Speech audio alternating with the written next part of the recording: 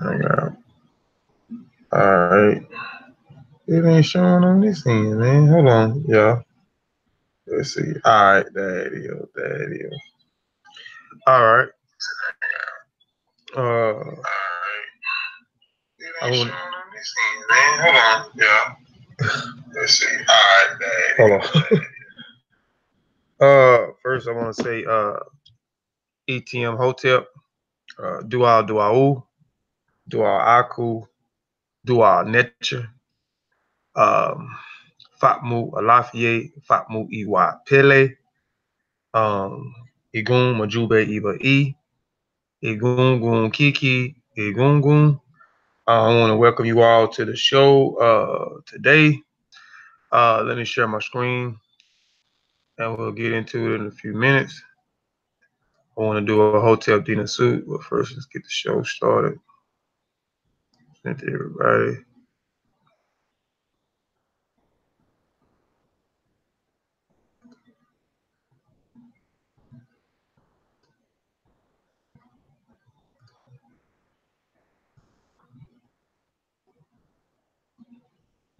Man in the full knowledge of himself is a superb and supreme creature of creation.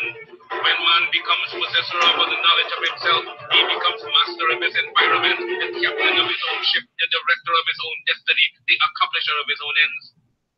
Man should understand himself because man is full of knowledge, and this knowledge is a gift of nature.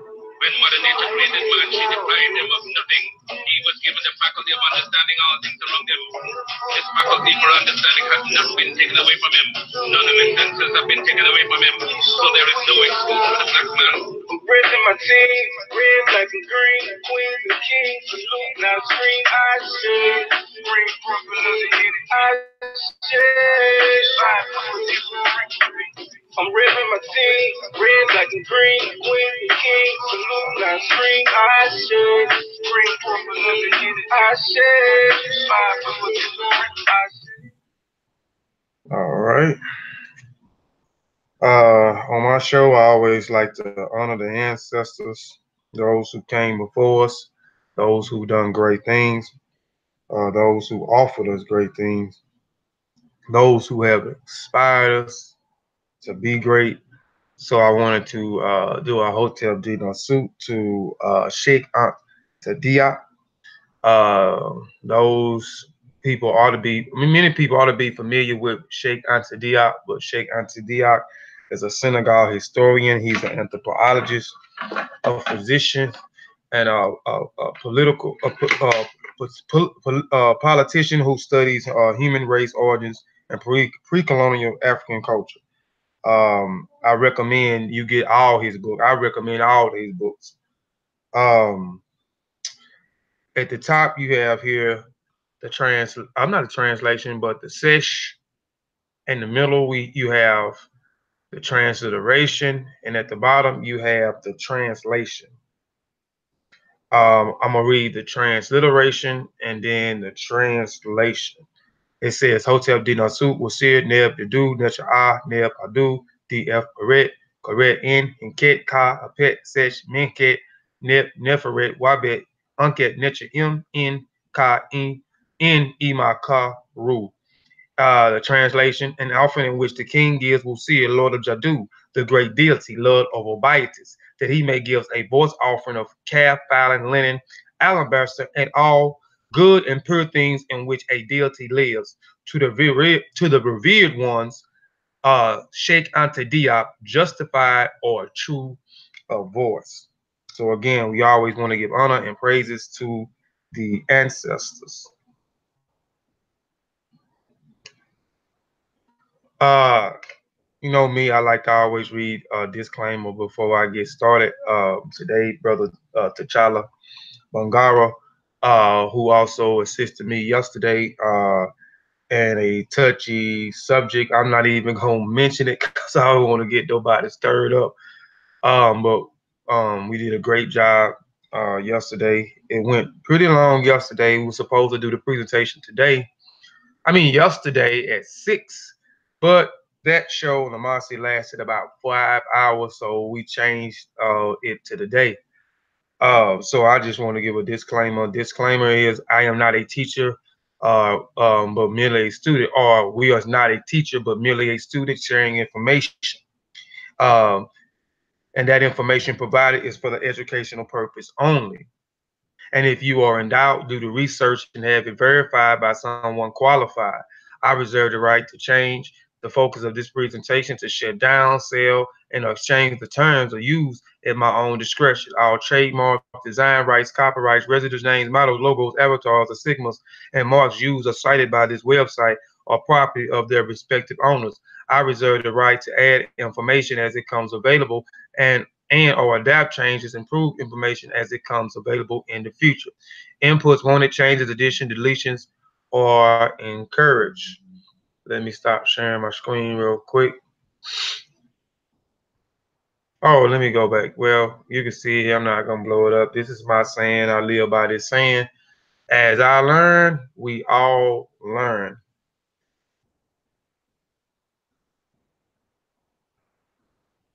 Okay.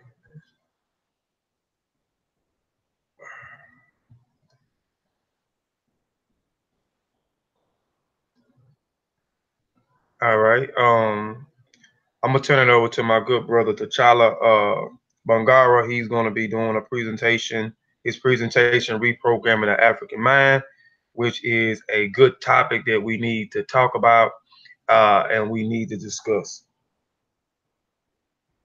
You want me to go ahead and start sharing the screen to your presentation, brother? Um, yes, please. And Uh, peace to everybody in the chat and everybody that will be tuned in. Hotep. Um, I want to thank you all, as Brother Kofi said, for tuning in yesterday. We understand it was a touchy subject, but we're not here to just do feel good information. We're here to give it all. So, with that said, I'd like to thank all of those who did tune in, and for those that are tuned in now and will tune in the future. Um, and also, peace to Brother Sean, who's on the panel as well. I'm sure he'll chime in later. But um, I brought this topic up as well, or maybe Brother Kofi brought it to me first. I don't know, but we've all been talking to each other in the back behind the scenes about this reprogramming the African American mind, reprogramming the African mind, just having a different mindset than what we approach life with. We you know, post-colonial culture, which is pretty much modern day times. Every culture is post-colonial times. The perspective of what Africans do versus pre-colonial culture and what Africans did. You know, perspective on those two things has been largely uh, misconstrued. And what we tend to do is we tend to research information about Africa and we tend to speak about things about Africa and we don't go in depth with factual information. We're still in our religious mindsets when we approach the studies. Um, we want to say that Africans don't do certain things, or Africans maybe they do other things, and that's not African. This is not African. You don't know what's African until you sit down, start to read on some information. Then we actually have to go there, and then we have to study what's there. Then we go to other places in the world, study what's there. That is true research. And sometimes we come up short still. We can go to a place, we can still get some stuff wrong. But the fact of the matter is, we need at least need to research and seek out what do Africans say about their own thing on the continent? What do people in Guinea say about Guinea for the past 5, 6,000 years? In that area, it wasn't called Guinea obviously that long. So what do they have to say about the people that's been living there? Who's been living there? So let's go ahead and jump in because we definitely night like we was yesterday. So we have reprogramming the African American mind, a brief analysis of European perspective on African motifs and culture in general. Why we need to learn from an objective point of view. We don't want to go into nothing with bias. Hold on, T'Challa. Okay. Family, uh, can y'all hear? Can y'all hear my brother? Good. Let me know if y'all can hear. Thumbs up or one in the chat, please. He sound kind of low to me, but he may sound. Y'all. She said yes. Okay, you can go ahead. I just wanted to make sure that they can hear you clear, T'Challa. Okay, I'll turn my volume up too. Yeah, turn it up a little bit because you sound a little low to me. And peace to everybody in the chat. Okay. All right. You go ahead and go to the next slide. So, if you know anything about African spiritual systems, this has been said by Kofi, Brother Sean, Brother Ben, Black Panther, and pretty much everybody who we, in the Armor Raw Squad families, that good character, is something that is stressed throughout Africa. And I like to call it nature's call that we must answer. Our natural environment causes us to have to be disciplined, to have to sit still long enough to figure out which plant and herb to apply to a cut, to understand what the aloe vera plant is, to understand what other plants are, what plants work. That, there's something called poison ivy, and if you put that on the cut, it's not gonna have the same effect, obviously. So that takes a person who has, you know, took out the time to be educated and to learn about their natural environment. You have to be still to watch a animal's patterns when they hunt so that you can know when to go and hunt yourself. You know, all of these things we take for granted and we think we know that it may sound, a little elementary to discuss, but we do take these things for granted when we start to research and we haven't even understood that, first of all, we really need to follow the model of good character. When we are having a conversation, and sometimes, yes, it gets heated, but at the end of the day, we're not calling our sisters and brothers all out their name. And, it might be some cross talking and over talking, but we're not losing our complete minds with each other, you know. And so I'm going to run through the bullet points real quick. And Kofi, Brother Kofi, if you want to chime in anytime, just come on right in. All right. So, how many of us really know what this means? Do we really understand what it means to treat each other with respect? I'm not saying let people walk over you, but how many of us really understand that? Why do we study religion, philosophy, and history? Why are we studying these things? What are we seeking to gain? What truth are we seeking? Why should we first acknowledge one another's presence? Um, Mm, right, and I knew Brother Kofi would appreciate that one. mm-hmm. With his presentation that he gave on was it the Karabi people? Yeah. Right, Not yep. The current people acknowledging your being. right. And how that is considered the utmost form of disrespect when you just walk past somebody, and you don't even speak and not and acknowledge each other on the street. You don't walk past the whole brother. He got on red, black, and green too, or whatever the case is.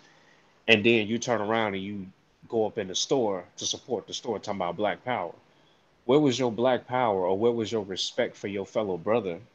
Or just how about human being to human being, just to acknowledge another person? That's the first form of, well, not the first form, but that's one of the first steps that it takes to having good character, is to be able to first acknowledge another living presence and to respect it for where it is. All right. How do we justify our actions of today? Right. Because I was kind of talking about that. You justify yourself being a part of the Pan Africanist movement or whatever movement, or you think you conscious or you're on a vibrating on a higher level than other people, but you can't even speak to a brother walking past him on the street, you know, and that's just disrespectful. So We have how does learning objectively affect us? Hold When on, we hold go on ahead. again. Is the pre is the I'm looking on my end? Is the PowerPoint still showing, or it's just on T'Challa, y'all?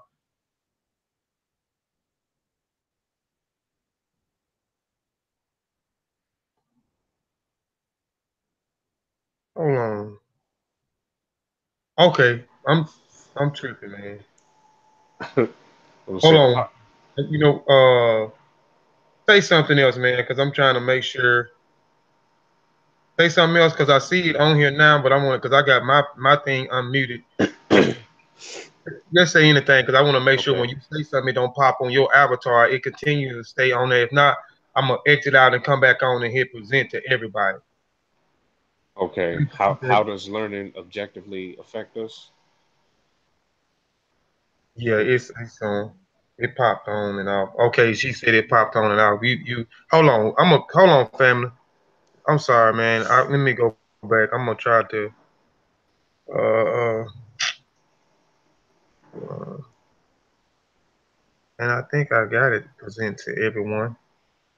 Let's present to everyone. I just want to make sure, man, it stay on you, locked on you, and yeah, and that's what I'm gonna do. No, no, I'm gonna have to keep it locked on me.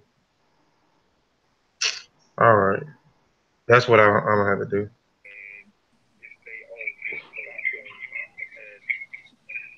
Peace, peace, brother Peace, Voss. Peace, peace. peace, brother. Can you hear us, brother Voss? Yeah, I can hear y'all. Can y'all hear me? Yeah, Yeah. yeah, you good. How you Sorry, doing, y'all. bro?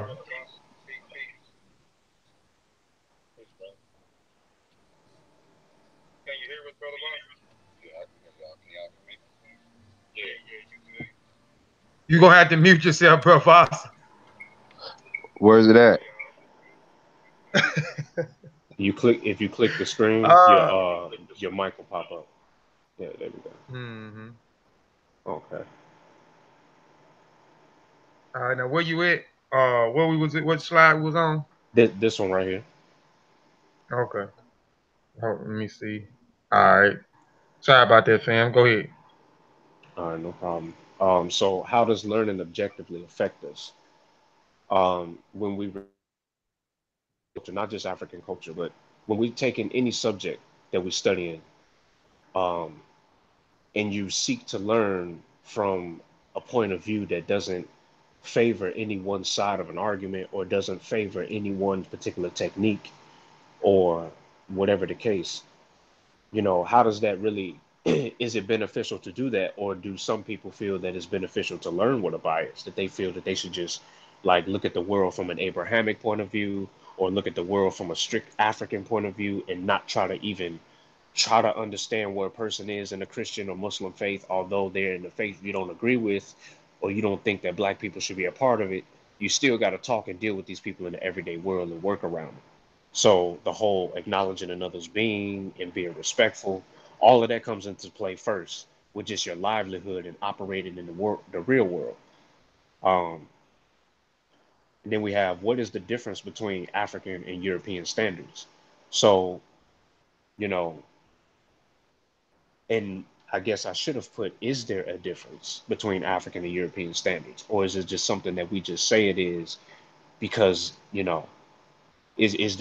Europeans and Africans have the same idea of what it means to the importance of acknowledging another's being or the importance of learning from an objective point of view? You can go ahead to the next slide.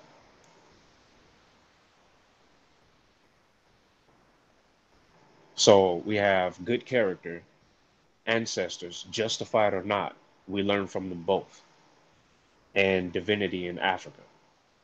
So we're going to be talking about, again, stressing that good character is hard to come by these days. We are so undisciplined and on a mass scale as it pertains to life itself. We overtalk, crosstalk, interrupt, and attempt to assassinate one's character through the use of slander and lies. And I have in parentheses, I have not told lies, I have not spoken ill of others, I have not cursed the gods, etc., etc. Um, we can What walk back. those for those that might not know what those are? What are you saying there? I know what you're saying, but I'm asking what are you saying there for those that may not know where you said I have not told lies, I have not spoken ill of others, I have not cursed the gods. Those are declarations of innocence of Ma'at, or can be referred to as the 42 declarations of innocence. Mhm. Some people call them the 42 negative confessions. Um, but yeah, Yeah, and those are things that I need to get back into doing that I used to do on a daily was, take accountability for my own actions, for my own self, to re-examine myself on a day-to-day basis at a certain particular time where he said, I have not lied, I have not told lies, I have not spoken ill will. These are things that I would say when the sun set. Um, when the sun rise, I would say, I will not. And then in the evening, I would say I have not if I have not did these things. So if I told a lie, I wouldn't say I have not. That means I have examined myself and I have to work on this particular thing here where I get to where I am exhibiting good character and building good character where I don't tell any lies no more. I don't speak ill will. So these are some things I think that we all need to take back in the heat and start to practice on a day-to-day basis to just work on ourselves because we are what we call in the Masonic world rough ashes, and we trying to become a perfect ashes. So in order to become a perfect ashes, we got to continue to shave away at those bad things, that are those bad habits that we have. And I didn't mean to go on like that, man. But I just wanted to try to give people a little bit more understanding. it ain't no problem. Um, and then I have here, I kind of said it in the last slide, that we even walk past one another on the street and do not acknowledge each other's being. And you stressed that and brought that home hard with your presentation, or yet alone speak to one another. This is extremely taboo in traditional African spiritual systems. So basically, what I'm trying to stress here is that we all work and we all are in the real world doing, making money to survive and just going about our lives. And we don't, on a day to day basis, do we really sit back and analyze this world that we all living in? I mean, everybody seems to be on a routine, they're on a schedule. You wake up at 6 a.m., you're at work by whatever time, the kids are at work, however it go, all the way until the time that you come home for the evening. And then you go to sleep and you get up and you do it again. And you do that however many days that you work. And then you're off for a day or two or whatever, hopefully. Now, if I didn't know no better, I would say that our behavior is not unlike a program in the computer that runs and does the same thing until it is turned off, or until we rewrite the program or we change the commands and we tell it to do something else. We call those picking up new habits or dropping old habits or whatever. So if we understand that what we do is like inputting information, it's a set of instructions. You learn how to design software to make the Apple iPhones run better. That's a skill, and people learn that. And so you get a set of instructions on how to go about your way of fixing an Apple iPhone computer and updating the software. And so you're programmed to be able to do that. And if we don't program ourselves with the correct set of instructions, correct in the terms of it is only right to acknowledge and firstly respect any living presence that you come in contact with, unless you have obviously been wronged or you fear for your life or anything like that. And we oftentimes don't do this. We will go about our days and we just walk past each other. We in a rush. We bump each other running into the store. Don't even say excuse me. It happens a lot more often than what we think. We might see somebody apologize, but I see more people, especially in downtown Chicago, bumping people, walking past, being rude, flipping each other off, you name it. And we just going about our way, and everybody's beeping at everybody in traffic. Everybody's wrong. Everybody wants to cut them off. This happens all day, every day. So what are we doing? Are we programming ourselves with Iwa Pele, which is Yoruba for good character? Or are we programming ourselves with Agua Oma, which is Igbo for good character? Are we really being creating the atmosphere of Ma'at, which is the universal order of being?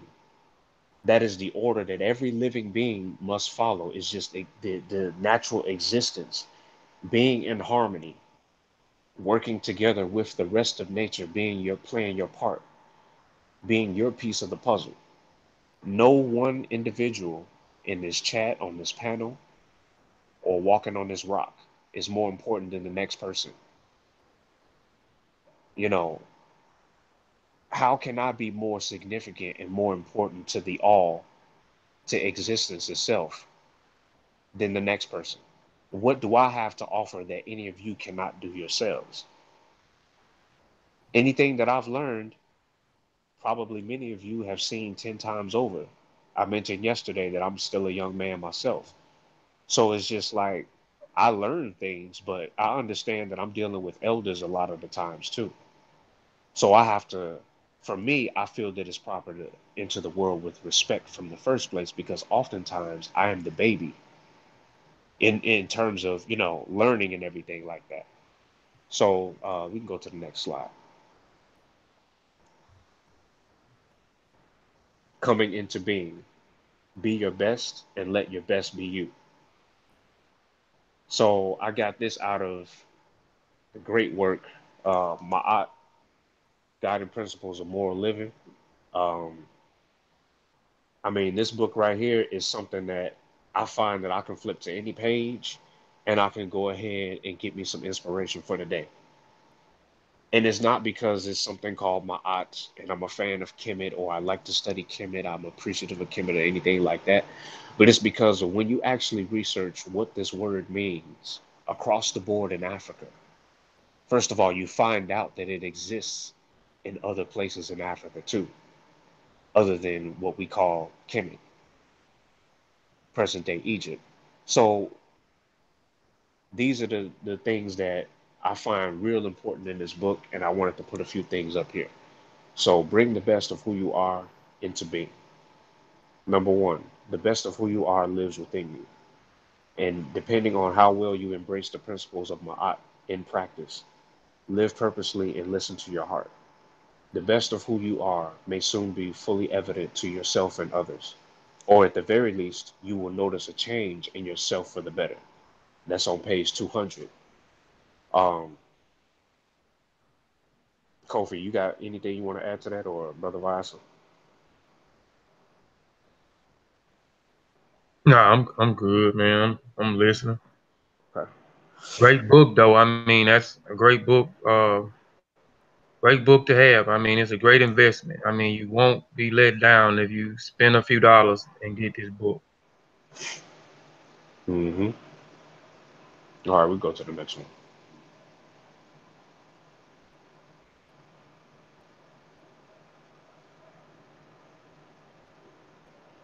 Build your character and let your character build you. Learn from your mistakes. Another couple of passages from the book. Build your character.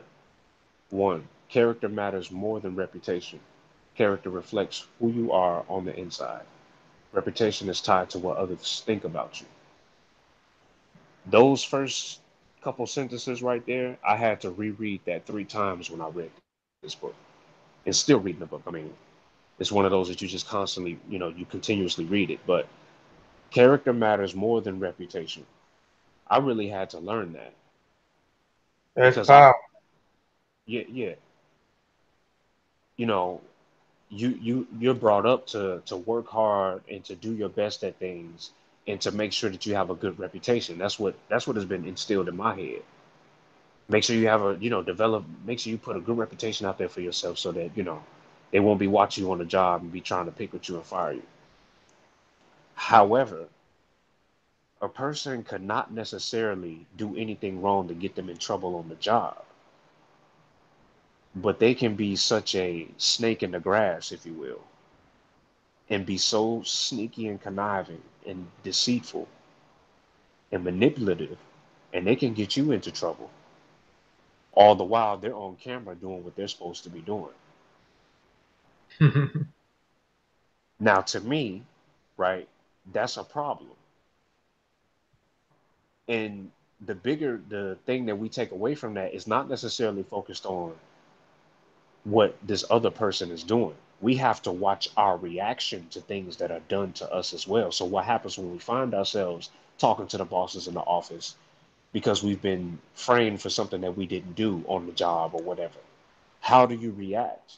Because an innocent person doesn't have to blow up and get all hysterical, obnoxious. I think one of the maxims of Ptah is to be still while your adversary is making a buffoon out of himself. Right. I'm finna find that too in the book. Yeah. Hmm. Um, but let me go ahead and read on because I don't want to hold up the presentation. Reputation develops from character. It is more important to be honest, direct, just, and fair than to be concerned about how others perceive you. Stop worrying about what others.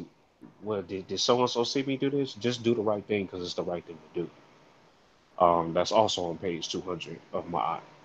We have learned from mistakes. It is important to be able to admit your mistakes, learn from them. I had a typo there, and move forward with the intent to not make them again. Seize every opportunity to learn from your mistakes. For doing so will make you stronger and better able to and better able to solve problems is its solution.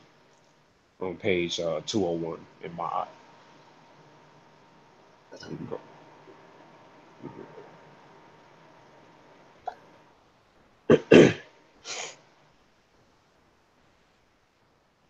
Okay, so many of us see the word STEM with STEM, the acronym for science, technology, engineering, and mathematics, but we also know a few individuals like to incorporate the arts in there and call it STEAM.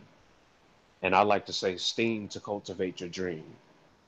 You know, when we look to our own practices, STEAM or steaming from the observation and attempted imitation of nature, we find just how much sense it makes to have good character, to be harmonious with the rest of nature because we are part of the all. What do I mean by Go ahead. Go ahead. oh what do I mean by STEAM? We scientifically approach nature, discovering what is already known. Technology is the key to survival, as we seen throughout history what happens when we are underdeveloped and underprepared. Proper engineering allows for the vision to be actualized. With all of this in place, we artistically express ourselves, forever unfolding in the totality of the mathematical sequences of phenomena. I study to know nature. This is what our ancestors called mukulu. Okay, so hold on, let me back up for a minute because that's going into Brother Unk's quote. Let's let me get that off there because I'm the book that you talking about. I'm gonna share it with the family. Okay. Mukulu, Mukulu. uh, let's see. So this actual the first passage that I read, this is from my own works that I'm working on. I'm writing a book and I'm documenting my experience with understanding African culture throughout my journey, being primarily raised from a Baptist Christian perspective. Now, in the book, I'm not just going in and I'm talking about how good African culture is and how all of the philosophical things I want to follow because it makes so much sense and all of that. I'm actually talking about and drawing a lot of correlations that can be made when you really sit down and look at them of the underlying principles of what is taught to us in religion. You know what the preacher does say every Sunday in no matter what church you probably visit, talking about doing unto others as you would have them do unto you, and All of those basic things like that of the basic principles of good character. Now, the conversation of what religion has brought to African people throughout the, in terms of historical purposes and all of that, that's a different conversation. What I'm talking about is what's actually being regurgitated and emphasized a lot of the times in the church or just in the world, period, no matter what system a person is choosing to follow, while we're studying our histories and our philosophies and our different ways of life that we want to follow. We're searching for something to validate this feeling that I believe, I could be wrong, but I believe that we all have inside of us. Most of us don't wake up and say, you know what? I mean, I know I didn't wake up this morning and say, you know what? I'm gonna purposely make Brother Kofi's life real hard today. I'm gonna just bug him just because, you know, or if I'm out in public and I happen to walk past and accidentally step on the brother's shoe, that I'm gonna purposely not say excuse me, or I'm gonna tell him to watch where he going. I don't wake up in the morning thinking like that. But myself at some point, and at other points where you find yourself slipping, sometimes we all fall into rude ways, even if it's for a brief moment. We all get rude with each other from time and time again. We might cut each other off, and we might think it's nothing because we don't think it's nothing. But how does the other person perceive it? And so when you're saying your declarations of innocence in the evening, like Brother Kofi mentioned, I have not spoken ill of others. I have not done harm to others. Do you wake up in the morning thinking about, oh, today I'm going to go out and do harm to others? Because we find ourselves doing that day in and day out. And it's not so much the focus on what you're doing, but how do you, I guess, go forward? Are you just going to say, oh, I'm sorry, and then you turn around and do it again 10 minutes later, the next day? Or do you say, I'm sorry, and then it said, what? Seek not to do what you have done again. Learn from your mistakes so that you don't repeat them. Because if you're doing the same thing over and over again to me, I'm going to look at you sideways and then I'm going to remove you from my space. That's it. It don't make sense to keep hearing I'm sorry, like we hear in our relationships. I'm sorry, baby, I'm sorry. He ain't sorry, she ain't sorry. You know, Mm, you sorry you got caught, or you sorry you being called out on your mess. mm-hmm. But we're not, and so this is what I'm talking about in my book. And this is what I refer to as STEAM, with being scientific, you know, with our approach to the world, learning from an objective point of view to seeking what is actually happening, not what we want to happen. Don't determine the results of the experiment before you even do it. Um, we technology for us. We're engineering that because we scientifically looking at the world, and we have our artistic expressions because we do everything in style. We're gonna make an iPhone, but then we're gonna come out with the blue iPhone, and then this kind of iPhone, and this iPhone X, and everything else. Yeah, so we have to put a variation on there, and all of this is really a series of mathematical sequences just unfolding from the time of the birth of everything to energy just forming and reforming and recycling itself, and it's just unfolding to the all of the possibilities of what every last energy particle is going to unfold and do and be, making up everything in the existence. So no one being is more important than the other, and it's something we really need to look at, especially in today, because we're so violent with each other, and we're so hateful, and we're so quick to hold something against each other. We really need to watch that. um so I'm gonna go on with brother Ong's chronology of human evolution. So he says, I study to know nature. This is what our ancestors called Mukulu. Mukulu is. Also, you got it on the next slide. Oh, right, right. Okay, because I didn't know because I had pulled out the book and I was gonna read if you further in depth if he wasn't about Makulu. But you got see you got all right. Uh-huh. So we got steam continue. Mukulu is an African word and is the oldest etymology of the word God. Mukulu is intended to represent distance, the highest or height in the sky or highest achievement that comes along with age. Page 11, Brother Ankh West. And first of all, I just want to take a second to talk about his book too, because I find myself pulling that book out in many conversations. Um, just in terms of talking about, and it kind of goes along with the presentation why I put it in there, just how we think about things, where we might hear the word God and we might think that it only means just one thing, or it only means what some pastor or something that you've read in one book, three books, five books has told you. Life is a never ending process of learning and relearning and learning again. In fact, a Malinke saying is Akaran Iko Iko, learn again, again. And that is exactly what we're going to do.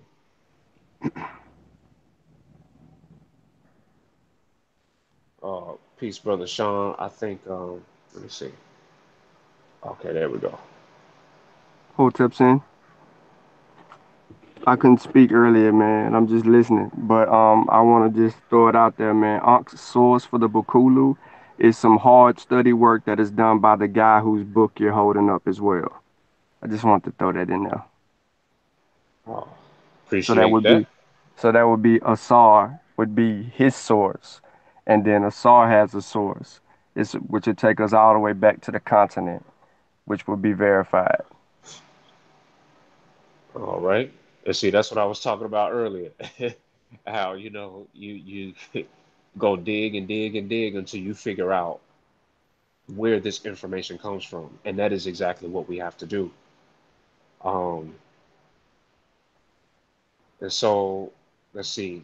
As I continue on my path, I find it very hard not to reference Big Brother Jonathan Owens and his work, Magi Vanguards of Kemet, a handbook for the conscious community, another great work, with the following passages from chapter 4 titled Chematology is Not Egyptology. The first European Egyptologists used Arab works. And he goes on to say,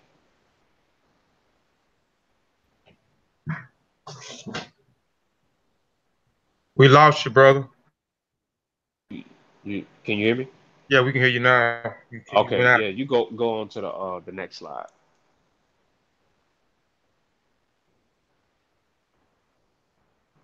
Okay. There's a misconception that European scholars were the first to decipher. One must recall the nature and spirit of Hellenization to truly understand how and why European historiographers claimed they had done everything first, all the way down to Christopher Columbus discovering an already inhabited land that after which European historiographers claimed that he was the first to find. Similarly, Europeans did not decipher hieroglyphics first. They just contributed a great body of work and created a field of study called Egyptology for their own institutions. Um, just with that alone, a lot of people who are unfamiliar with the works that the brothers on this panel, Brother Kofi and Brother Sean, can't speak about Brother Bias. I haven't interacted with him, but these two brothers I know to know a little bit about Kemet. Like they know more than most people. And it's not because they're on the panel or they have me on the show that I'm saying that. Just what Brother Sean chimed in saying, that's exactly what these brothers do. Oh, I went and this goes back to this goes back to this until we find over here. And this is the source of it. And that is exactly what they have both done and let me know, researching anything. Hey, look, this is the source for this. This is how you do this. This is how you do this. By constantly throwing up presentations and showing you how they go about their methodology for research, if it's one thing I think these brothers understand, it is methodology. Many of you in the chat, I'm sure, work jobs and have to be superb. Many of you save lives. Many of you teach kids like myself. Many of you just do some of you're the people in the community, so you do everything that has to be done in the community. You are the community. And we all know what happens when we mess up on our job. Depending on the type of job we have, us messing up means lives being lost. It means multi-million dollar equipment being damaged, um, lawsuits being filed, et cetera, et cetera. So some of us actually can't even afford to make the slightest mistake in our line of work every day. And where does that come from? Being disciplined and of good character, and not saying that, oh, well, we already know how to do these things because we black, or we already know how to do these things because, my grandfather did this and I've seen it once or twice, so I know how to do it. Or, yeah, these Europeans over here or these people over here were the first to discover this. How you the first to discover it? Well, remember what I said, that we are discovering what has already been known. We are only barely researching and scratching the surface to finding things and Hold on, hold on, hold on. I'm sorry. Say that Uh, again. Say that again. I said we are only starting to discover what has already been known. Facts. You know, None of us are omniscient. None of us are two African proverbs I like to couple together. Don't busy yourself so much with the snake in the grass that you miss the scorpion in the sand. For only a fool knows all. mm, I'm gonna say it one more time. Don't busy yourself so much with the snake in the grass that you miss the scorpion in the sand. Because only a fool knows all. that, And they still digging to this day, finding things. And will continue to dig for the rest of our lives, definitely, and our kids' lives. You know, and we sit around and we want to talk about what is and what isn't. And myself, with yesterday's topic, I was one of those saying that. I was doing that. I wanted to jump out there and make some bold claims because I was in my feelings about this particular topic. Well, guess what? We all have to check ourselves. I have not told lies. I have not spoke ill of others. It's speaking ill of our Africans, brothers and sisters, ancestors, and those living today that, oh, you guys practice a barbaric thing in any context, or you guys don't practice the quote unquote right way of how to handle anything or whatever. How you gonna tell these people what's the right way for them? And because they should be doing something that you're doing over here. But we can walk past each other over here and won't even say, "Hey, brother, how you doing? Hey, sis, how you feeling today?" You know, are we really calling and checking up on people like Brother Kofi said in his presentation? Do we even call and check in on each other? How you doing? A little while back, I had disappeared from. Me and Brother Kofi were just talking about. We've been knowing each other for about 2 years. Brother Sean, same thing, about 2 years. And over the last like 6 months, I had been going through some things personally, and I kind of dropped off from tuning into the videos, and you know, and I kind of withdrew. But these brothers was calling around asking about me. I had taken Saber Wujao's class, the beginner's course for the Meta Nature, and after the class, I kind of disappeared. I was going through my thing, and these brothers would ask around. You know, we was wondering where he at. They were calling. Brother Kofi was calling.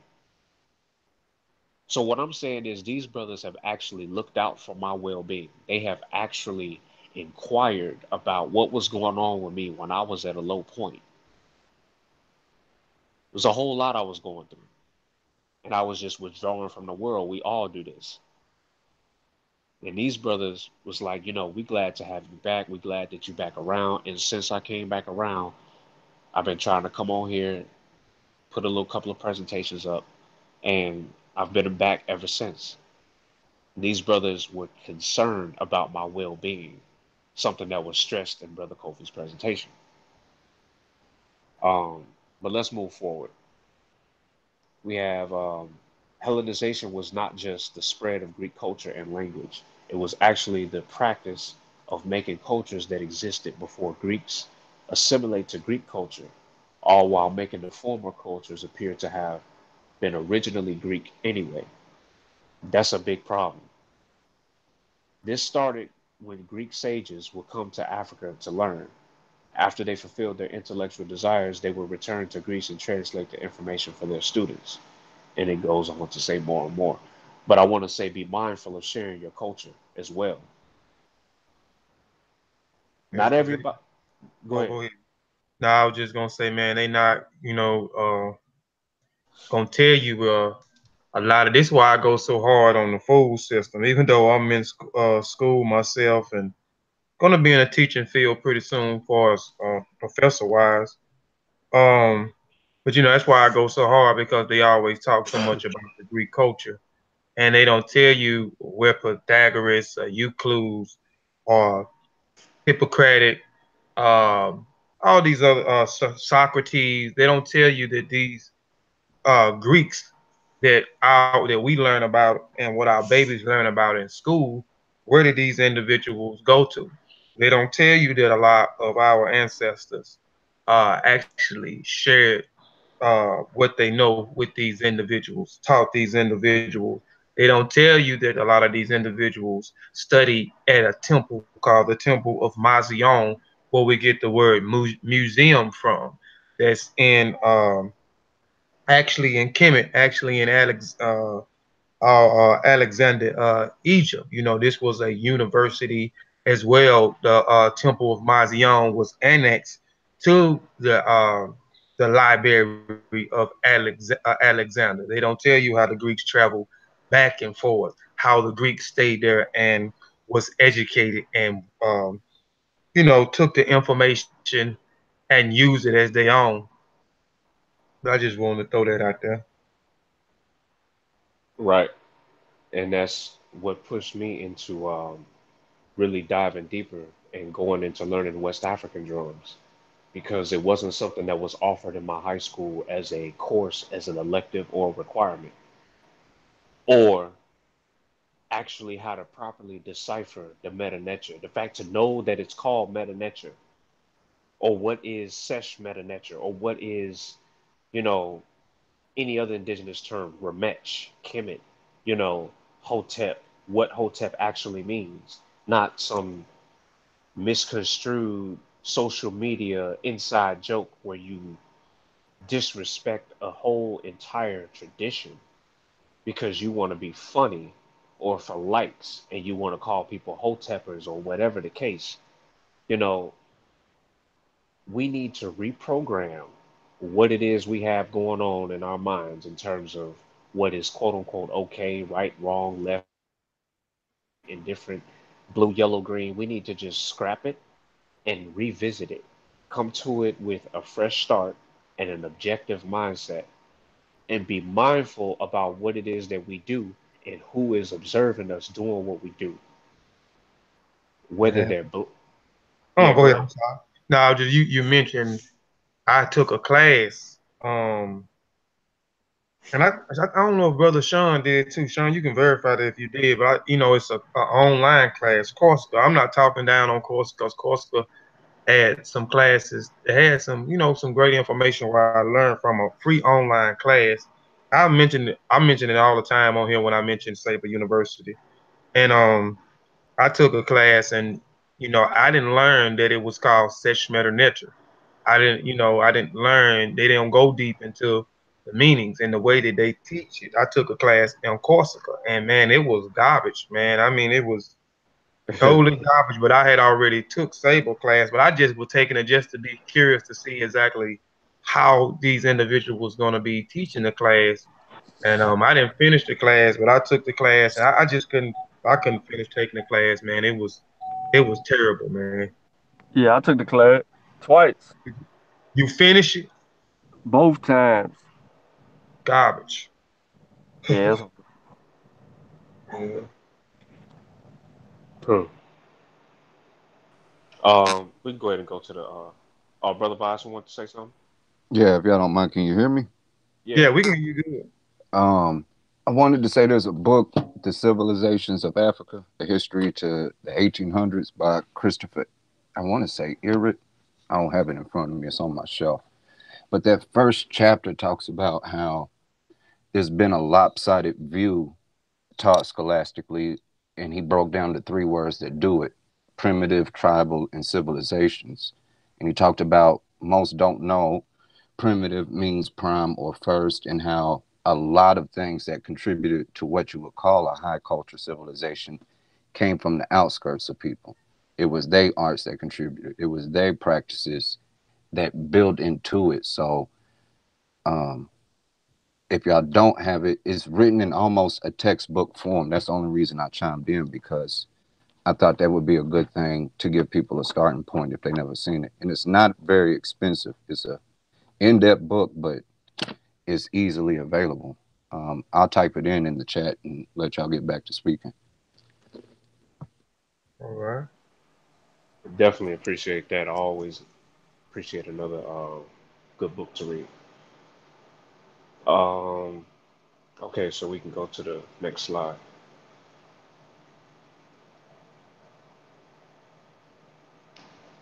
And so this is a question that I get from a lot of people.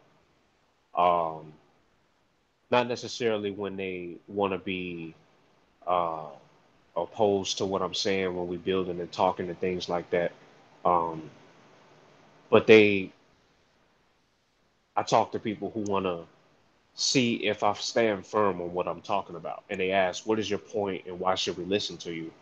And I'm sure we've asked that amongst ourselves and other people we talk to, like, so what's your point? So why should I just take your word for it? Or why should I, or at least listen to you? Not necessarily take your word, but why should I even sit here and listen to you in a conversation?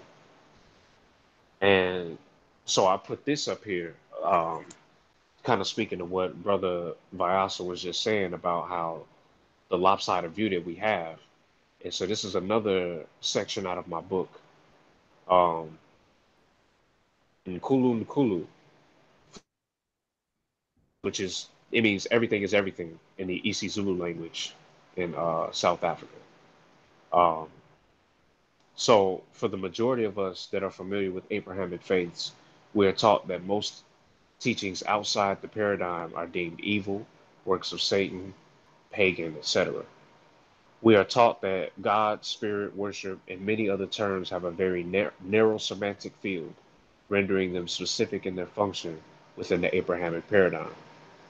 These terms take on more of their etymological origins and their meaning and function within the indigenous practices of the Amazulu in South Africa, the Akan, Igbo, and Yoruba of West Africa, as well as the Ramech cosmogonies of ancient Kemet. Many of these groups' traditions run parallel to one another and even mirror each other in some aspects. In this section, I will provide a brief overview of the above mentioned groups and their concepts of God, spirit, and worship.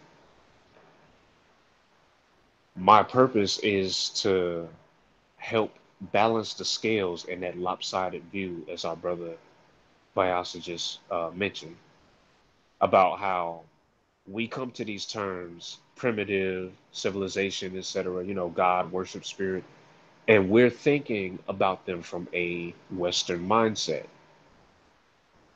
And we're thinking about these things in terms of when we go to learn about Africa and African civilizations. And we're here talking about, well, Africans did A, B, and C, and X, Y, and Z, and nothing in between. And then we turn around and say, African gods, quote unquote, do this, that, and the other, or so called African gods do this, that, and the other. All right. And then African spirits, Africans feel they talk about spirit in this way and that way. And we do have to question each other. Well, where are you getting this from? So my point is, you know, we're all here trying to have this experience we're calling life. Number one, let's just get that established. Peace to Brother Ankh. I see you joined the conversation. And you know, if I'm here trying to experience life, and I'm here trying to research, teach, I teach African drums. I do this. I do that. And I'm trying to live a peaceful life and have my time on this earth. And then I'll come across another individual and they're doing the same thing and they're going to work and we're etc. We're living our lives. It does not help the cause for me to be out here making bold claims about my own traditions that are not true. So that fights against all of the brothers on the panel and the works that they do to try to help educate people on African culture. It only benefits if I take the time to slow down, as Saber Wujao always say. Slow it down, look at the source, read it again, look at the sources, vet that source, read it again, go back, look at an argument that opposes that, whether it's right, wrong, or indifferent. Look at the other side because you got to understand the argument from both sides. And until we do that, we will always have a narrow semantic field of the meanings of anything that we come in contact with because we're only looking at things from our point of view, from our perspective. I'm 28 years old and I wouldn't dare to even make the claim that I know or think I know as much as, someone who's twice my age, who has, is not necessarily because you're older, you know more, but my point is that you've lived long enough to see a few things. And so anything that I've experienced, you've probably experienced. It's a good chance you have. And in some cases, it's a good chance you've learned from certain mistakes that I'm probably going to make just as a young man because I haven't lived as long as you have. So it only benefits me if I take it as a learning experience. Even if I think I'm right on something, maybe I should hear you out. Kind of what Brother Uncle was saying last night. Hear somebody out first. Hear the sisters out, or hear the brothers out, or hear whoever out. Even if we think they're wrong, they got to have a chance to speak their mind. That goes back to the respect for one another's being.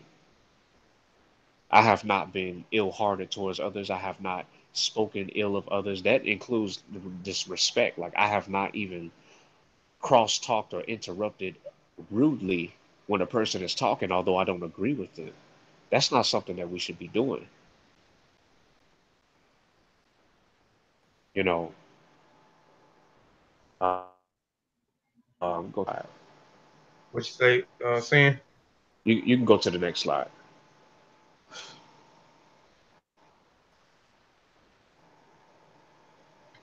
So connecting with nature is what we already do. You can't separate from Asase Ya, which is Mother Earth in the tree language of the Akan people of Ghana, West Africa. Um, I have another passage from my book.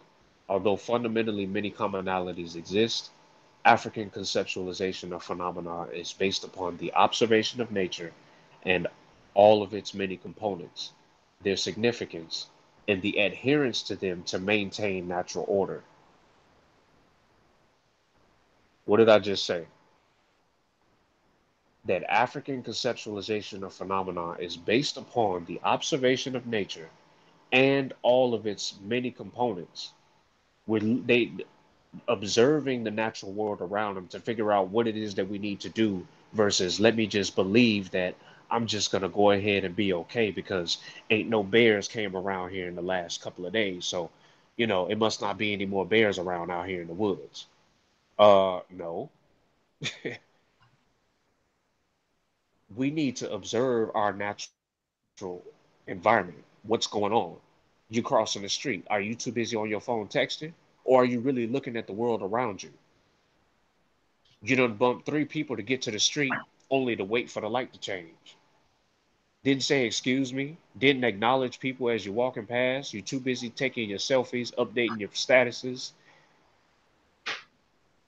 But we're not even interacting with the actual world that's in front of us, that's around us, that we're a part of.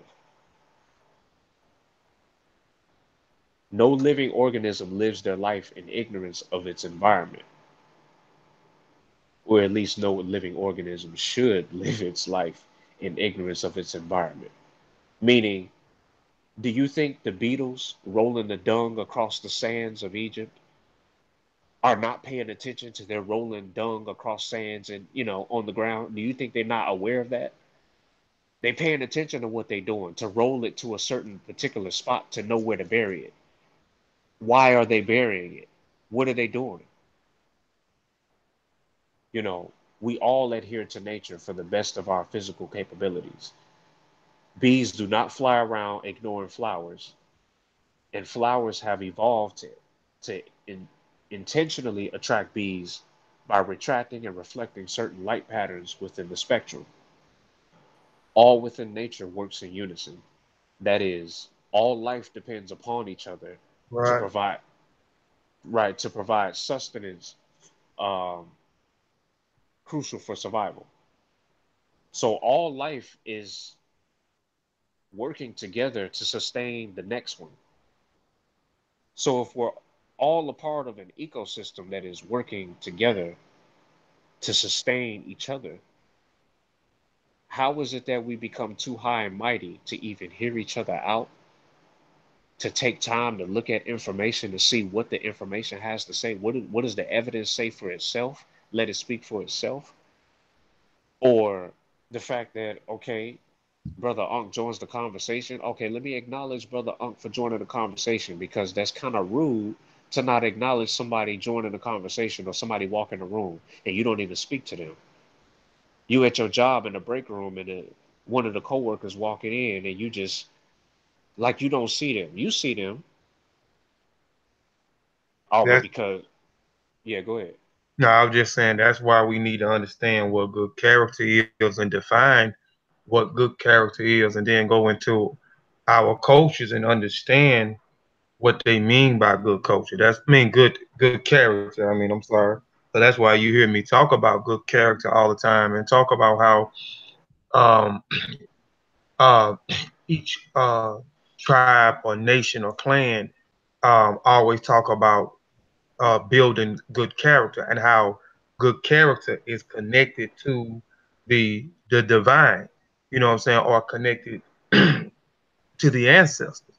So we have to understand what good character are, and a lot of times we don't examine what good character are. Good character is acknowledging again, and like you say, and I've been saying, acknowledging one's being or one's or existence. Someone who is who has compassion, someone who is concerned about others, someone who lends a hand. I mean, it's so many things I done went into before about good character. So we just have to understand and just keep running down what good character are until we start doing this, because this is what our ancestors did. Again, it's all about good character, and everything is rooted in good character. You know, even when we go back, whether you say it's spooky or not, when we deal with the ancestors, when we do when a lot of the cultures do different ceremonies, you know what I'm saying? When people start to get out of line in different societies, what they go and speak to the ancestors, those who came before them, according to some of the cultures. So they go and speak to some of the ancestors in order to reiterate good character into the society, because each generation may forget what the last ancestors have left behind for as building character, you know what I'm saying, in the society, you know. So they go to the ancestors to continue to reiterate good character. That's why I don't take a lot of people in this so-called conscious community serious, because we have a lot of people say they for this continent that we call Africa right now.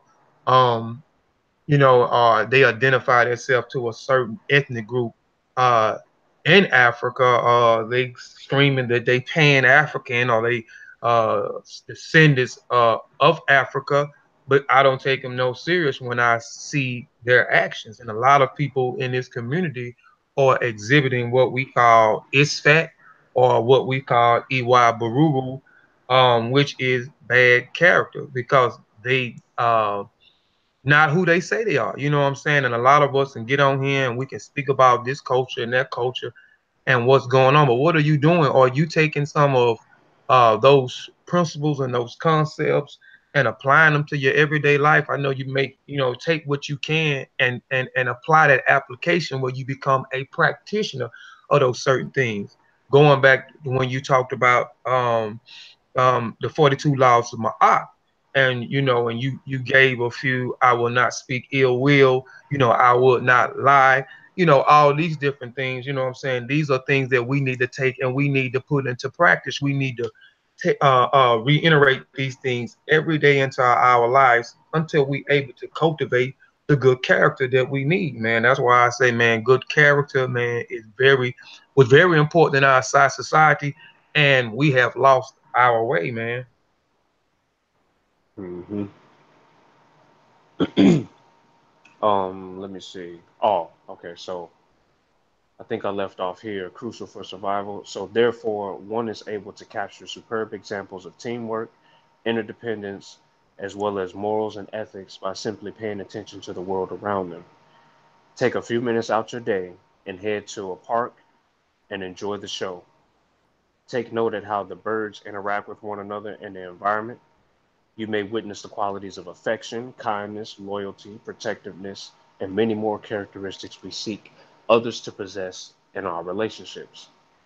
Um, I mean, I've heard Brother Ankh mention this. I've heard, Brother Kofi and Sean speak about this. You can look at nature and just really sit back and learn a lot. You know, how many of us have actually been in the park and really just sat and looked at how the birds interact with each other, going bird watching? Something that many of us probably don't do, but we probably should do a little bit of that because I done seen some birds treat each other better than most of us treat each other. You know, I mean, this bird bring back the mama food. Then another bird come by and he's sitting there watching guarding the eggs and wow. But we can't sit up here and seem to even work out a difference in the household and we want to scream and fight and scratch and throw things and break things and get all kind of domestic violence cases and just losing our whole complete mind, acting like baboons. Running around chasing each other, turning our lips up at each other, showing our behinds just like baboons. You know, and instead of learning from in the motif and in the cultural the nuance of what a baboon symbolizes for the Remet of ancient Kemet, and in terms of how they associated that with Jehudi and going into that conversation. No, we want to look at baboons and act just like a literal baboon, just being a monkey in nature, just doing whatever. You know what I'm saying? And it's just not right. Like you said, we've lost our way in terms of just having a fellow respect for the next person. I'm pretty sure that there are many topics that all of us on this panel probably have different opinions about. Even this conversation being a positive one, we all have our own interpretations about what we've read about good character and just anything in life. It's not about Kofi's information versus Sean's versus Brother Vyasa versus mine. It's not about that. It's not about this dichotomy of this or that or a versus thing. This ain't Street Fighter. Like not everybody's out here to be against each other. We all have something to offer, be it a lesson to what to follow or a lesson of what not to do. We can go ahead and go to the next slide.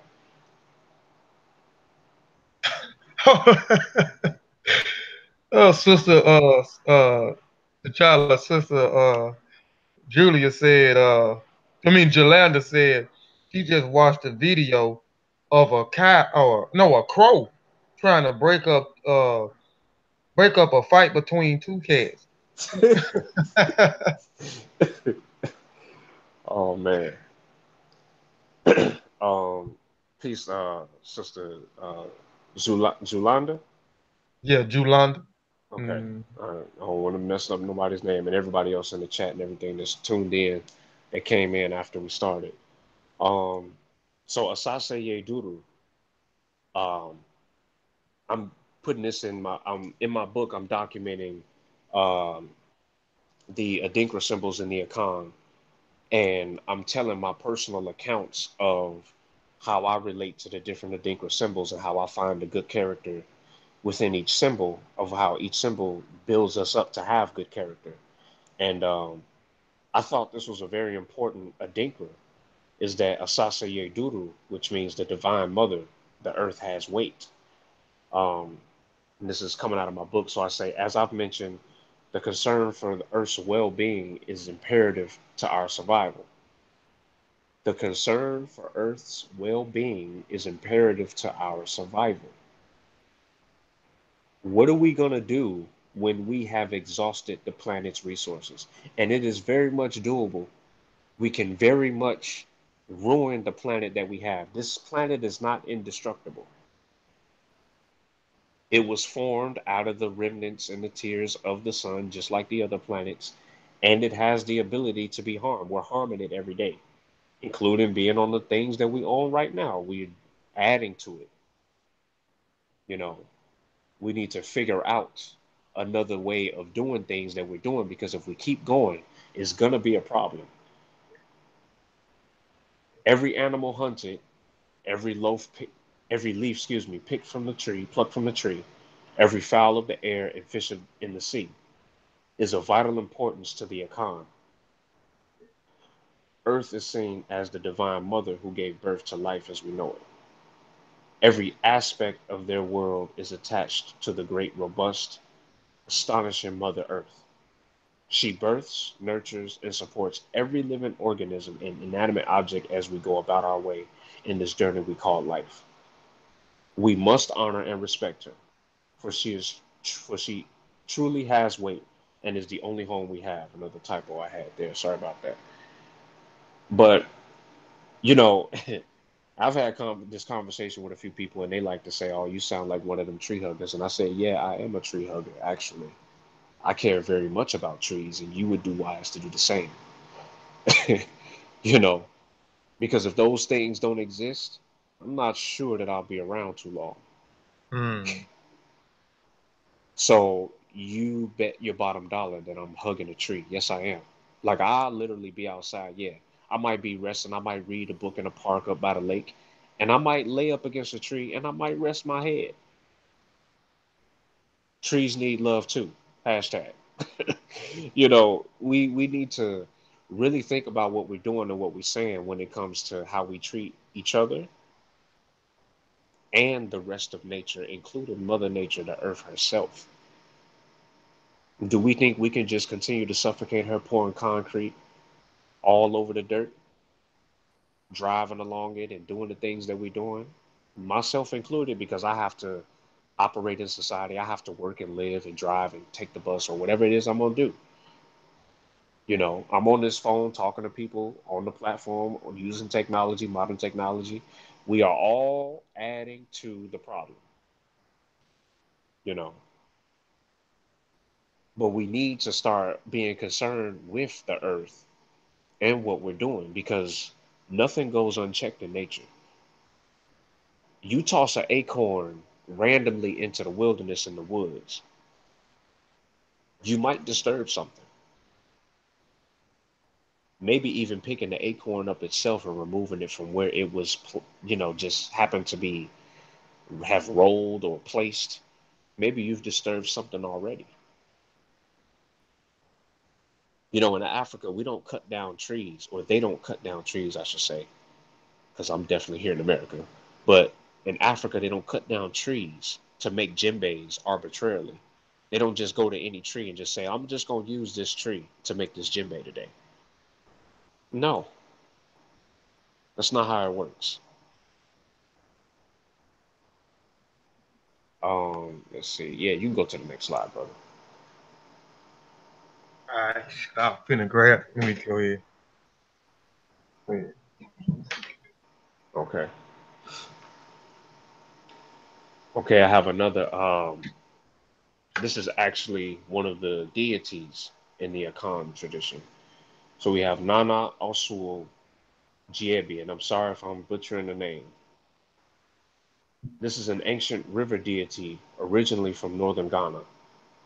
It is said that he traveled to Larte and various other regions throughout Ghana. He is a protector and healer who is said to have traveled to the US to help the lost children of Africa to obtain a Sankofa mindset. Huh. Wait, it didn't say that he's a protector and healer who is said to have traveled to the US to help the lost children of the Aboriginal. Oh, wait, no, let me not get into that. Don't get Sean started, man. But, uh, meaning he sought to help them reach back and reclaim their spiritual past. He can be associated with the masculine deity Hapi in ancient Kemet, who is the Netcher or god of the Nile River. Um, water is pretty important, right? I mean, it makes up the majority of the earth as well as our bodies, right? Um, and I think it's important that we need to not pollute the rivers, the oceans, or anything. We need to pay attention to how we deal with our planet's resources. If we continue to pollute the oceans and things that we've been doing, what do you think we're gonna do? Like, what do you? Number one, we're murdering animals. Yes, I'm saying that we're murdering animals. We're unjustly taking a life of another living being. That's murder. And to me, murder transcends species. It doesn't matter what species you are. If you just take another life, especially speaking as a human being, if I'm just going to take a frog's life just because I can step on it and take its life or whatever, wow, just because? I mean, for those of us who do believe in gods and different things like that, actual sentient beings that have the ability to put their hand in and interfere within the atmosphere of Earth, what if these beings do exist? And if they did exist for the sake of the conversation, what if one of those things decides to just arbitrarily take one of our lives? Would we like that? Do we like it when we have tragic accidents and we lose loved ones? I've been in 3 tragic accidents in my life. Thankfully, I survived all. You know, what do we just just because we could just take another life just because? No, that's not the way you're supposed to do things, or even inflict harm on one another. Go to the next slide. Hey, Yeah. oh, okay, go ahead. No, I'll share. no. No, I shared afterwards. You mentioned the tree and you mentioned the drum. So I just wanted to share something out of the Rickety Almond book. You were saying we don't just cut trees down willy nilly, and you mentioned the drum. But I wait out. I wanted to share like a story. Ghanese artist. I go ahead. Okay. So as you see, this is my references. My art, using my art as a source, definitely.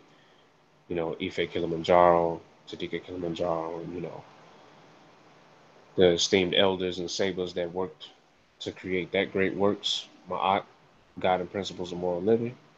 And then we have www.adinkra.org, where I got the Adinkras and their symbols and meanings from. Chronology of Human Evolution. Shout out again to Brother Unc West. Magi Vanguards of Kemet, a handbook for the conscious community. Shout out to Brother Jonathan Owens out there in Oakland doing the work. If anybody had anything they wanted to say, I know Kofi wanted to share a story, but um, I guess I can just turn it over to you, Brother Kofi. Oh yeah, I mean, I just wanted you mentioned the trees and you mentioned the drums. I just Mm. wanted to share, uh, just a story on cutting the tree down and making a drum and certain things about the tree. This is out of a life-centered life living ma'at, which you talked about ma'at a while ago, and it's a few things in here I can read about ma'at. You know what I'm saying?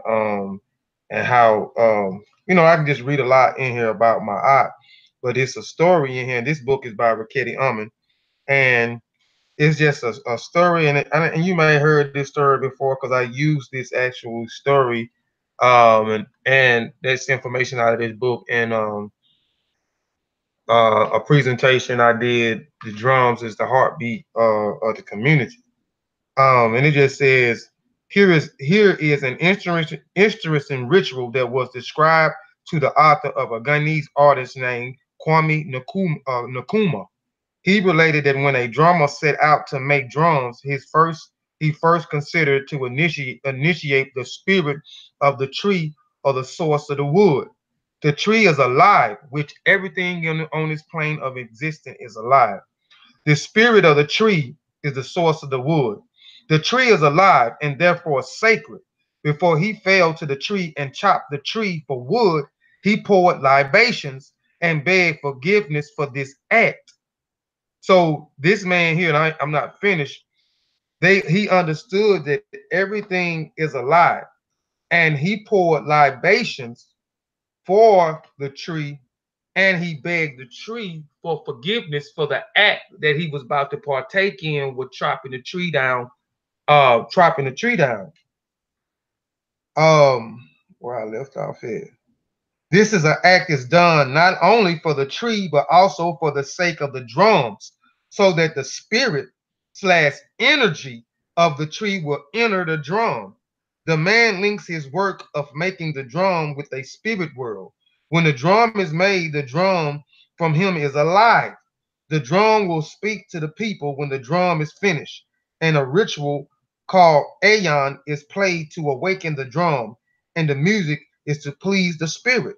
The drum will use the drum was used by the people to do good. So I just wanted to share that story because you were talking about the tree, the drums, and you was also talking about nature and how everything is connected. Which when we talk about those different domains, the mineral domain, the plant domain, the animal domain, and the human domain, we all are connected. We all need um, one another, and how our ancestors understood energy. Energy cannot be created nor destroyed. It can only be transferred from one state to the next. So they understood that everything was alive, everything possessed energy. So when you go and look into different cultures on the continent that we call Africa, see that they always understood that everything was alive. So they did certain things in exchange. Like when they got ready to chop a tree down, they understand that the tree was alive. So we know that we do certain things when we pour libations.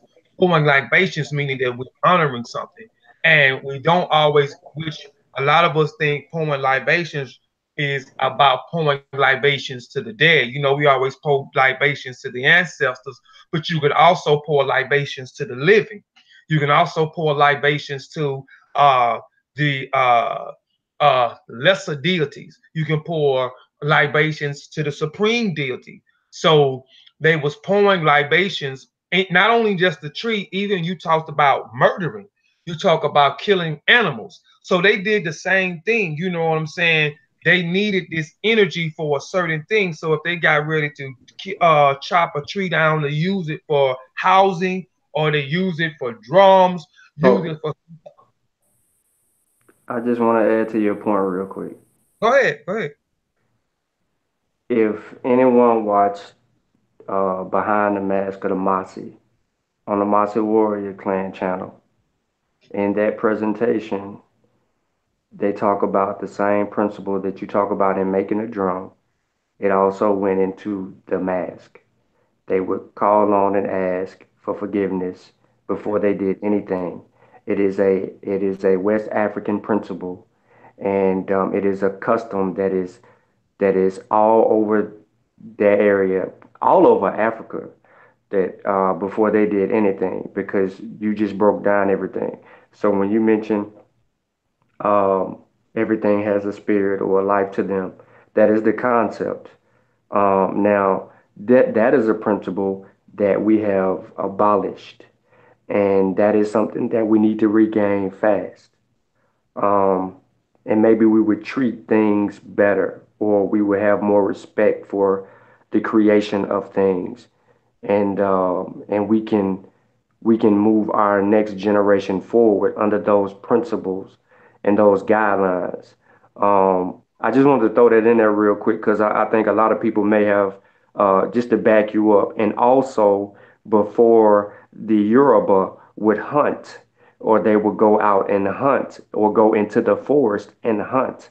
there's a book that I referred to Brother Ben as I got myself, and sooner or later that you'll see a build on that. What the Forest told me, if you remember that book, Kofi.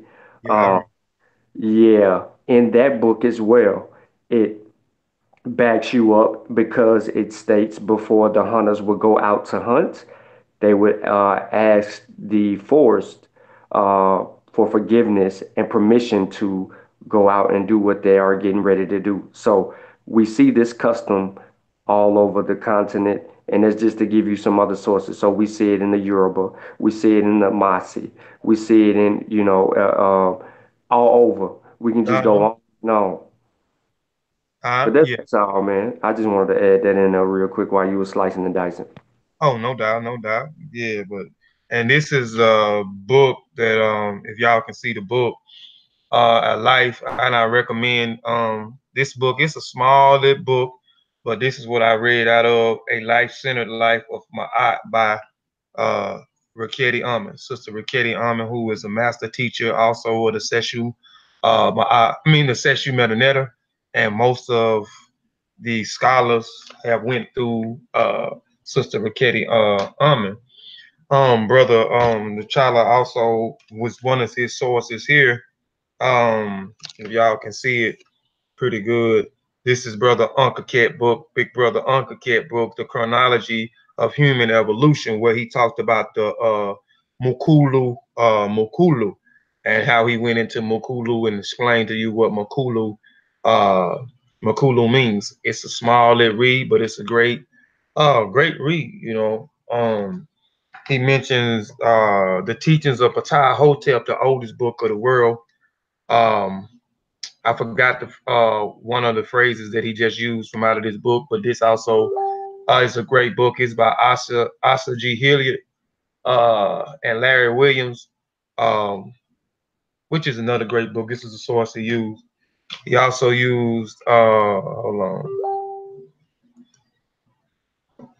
dang, the Ma'at book.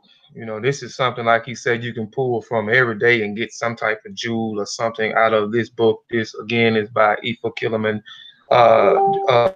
Njaro, Takal Kilimanjaro, Yahara, Anel, and Tagab Haru, the Elder. So this is a great book, and this is a great book. This is a book also.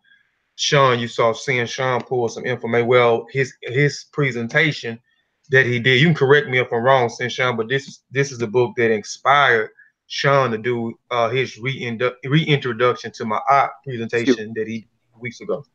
Yeah.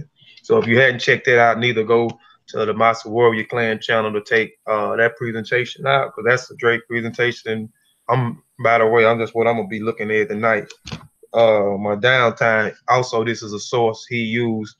Um, the Magi Handbook for the Conscious Community by Jonathan Owen, which is also another great book, and who also is a member of the Amen Ra Squad. And he mentioned the brother Asah. I don't feel like getting back up and grabbing a few of his book, but get his book, Where is the Love? Nisabidi, um, a few other ones I'm missing. Train of thought. A few. What's a couple other ones he got, Sean? Nisabidi, Where is the Love? One of the first books I got, I can't even remember the name of the first book I ever poached Yeah, from, which the Lucian Luja Volume book. 1. yeah, Lucia, and then he's working on a Lucia Part 2 right now. Yeah. So those are some good books, man, that y'all can pick up. We always try to share some books with y'all with some of the sources that we use and we pull from. Anybody else got anything, man? Does anybody in the chat got any questions too? We don't want to get off here. Some questions in the chat for T'Challa, man. Somebody asked, was he a vegan? No, I ain't no vegan. I I just don't eat am. pork. Mhm. You don't eat I pork. just, Huh? Would yeah. you say, Brother Kofi? You say you vegan? I just say no to. I'm a lacto ogo vegan. I don't eat meat, but I do dairy. Like I do cheese. I do eggs.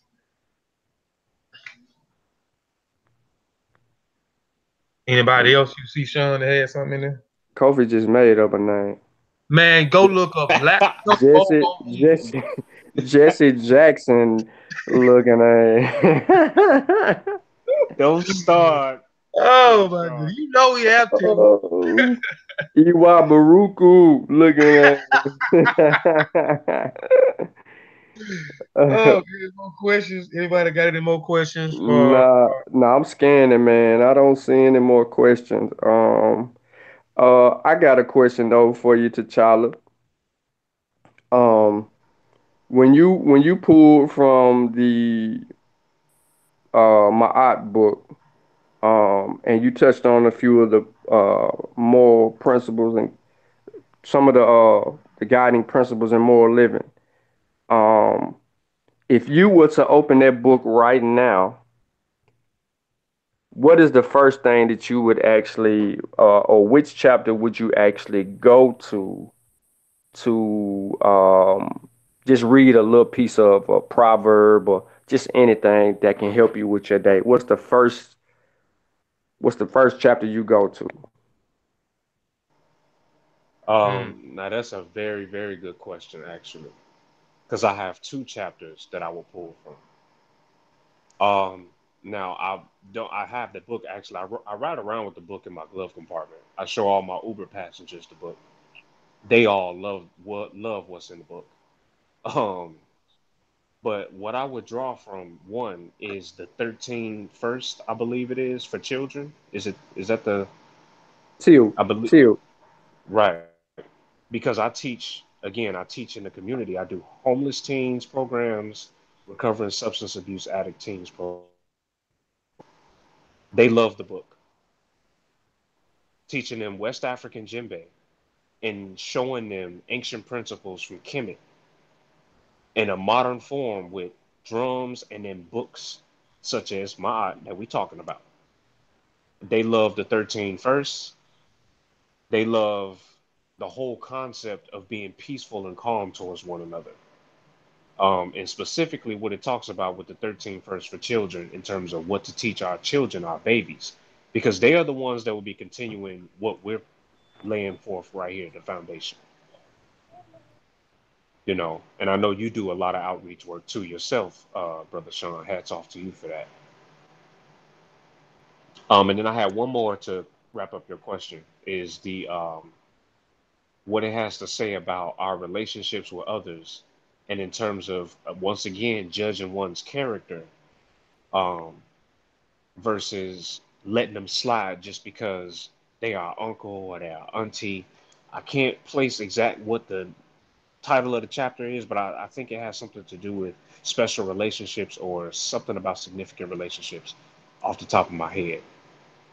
And that has to do with just in terms of how we relate with people in the world. We shouldn't be giving our family members a pass because we enable our family members to do wrong as well because we give auntie a pass because she auntie Shirley. No, we can't do that.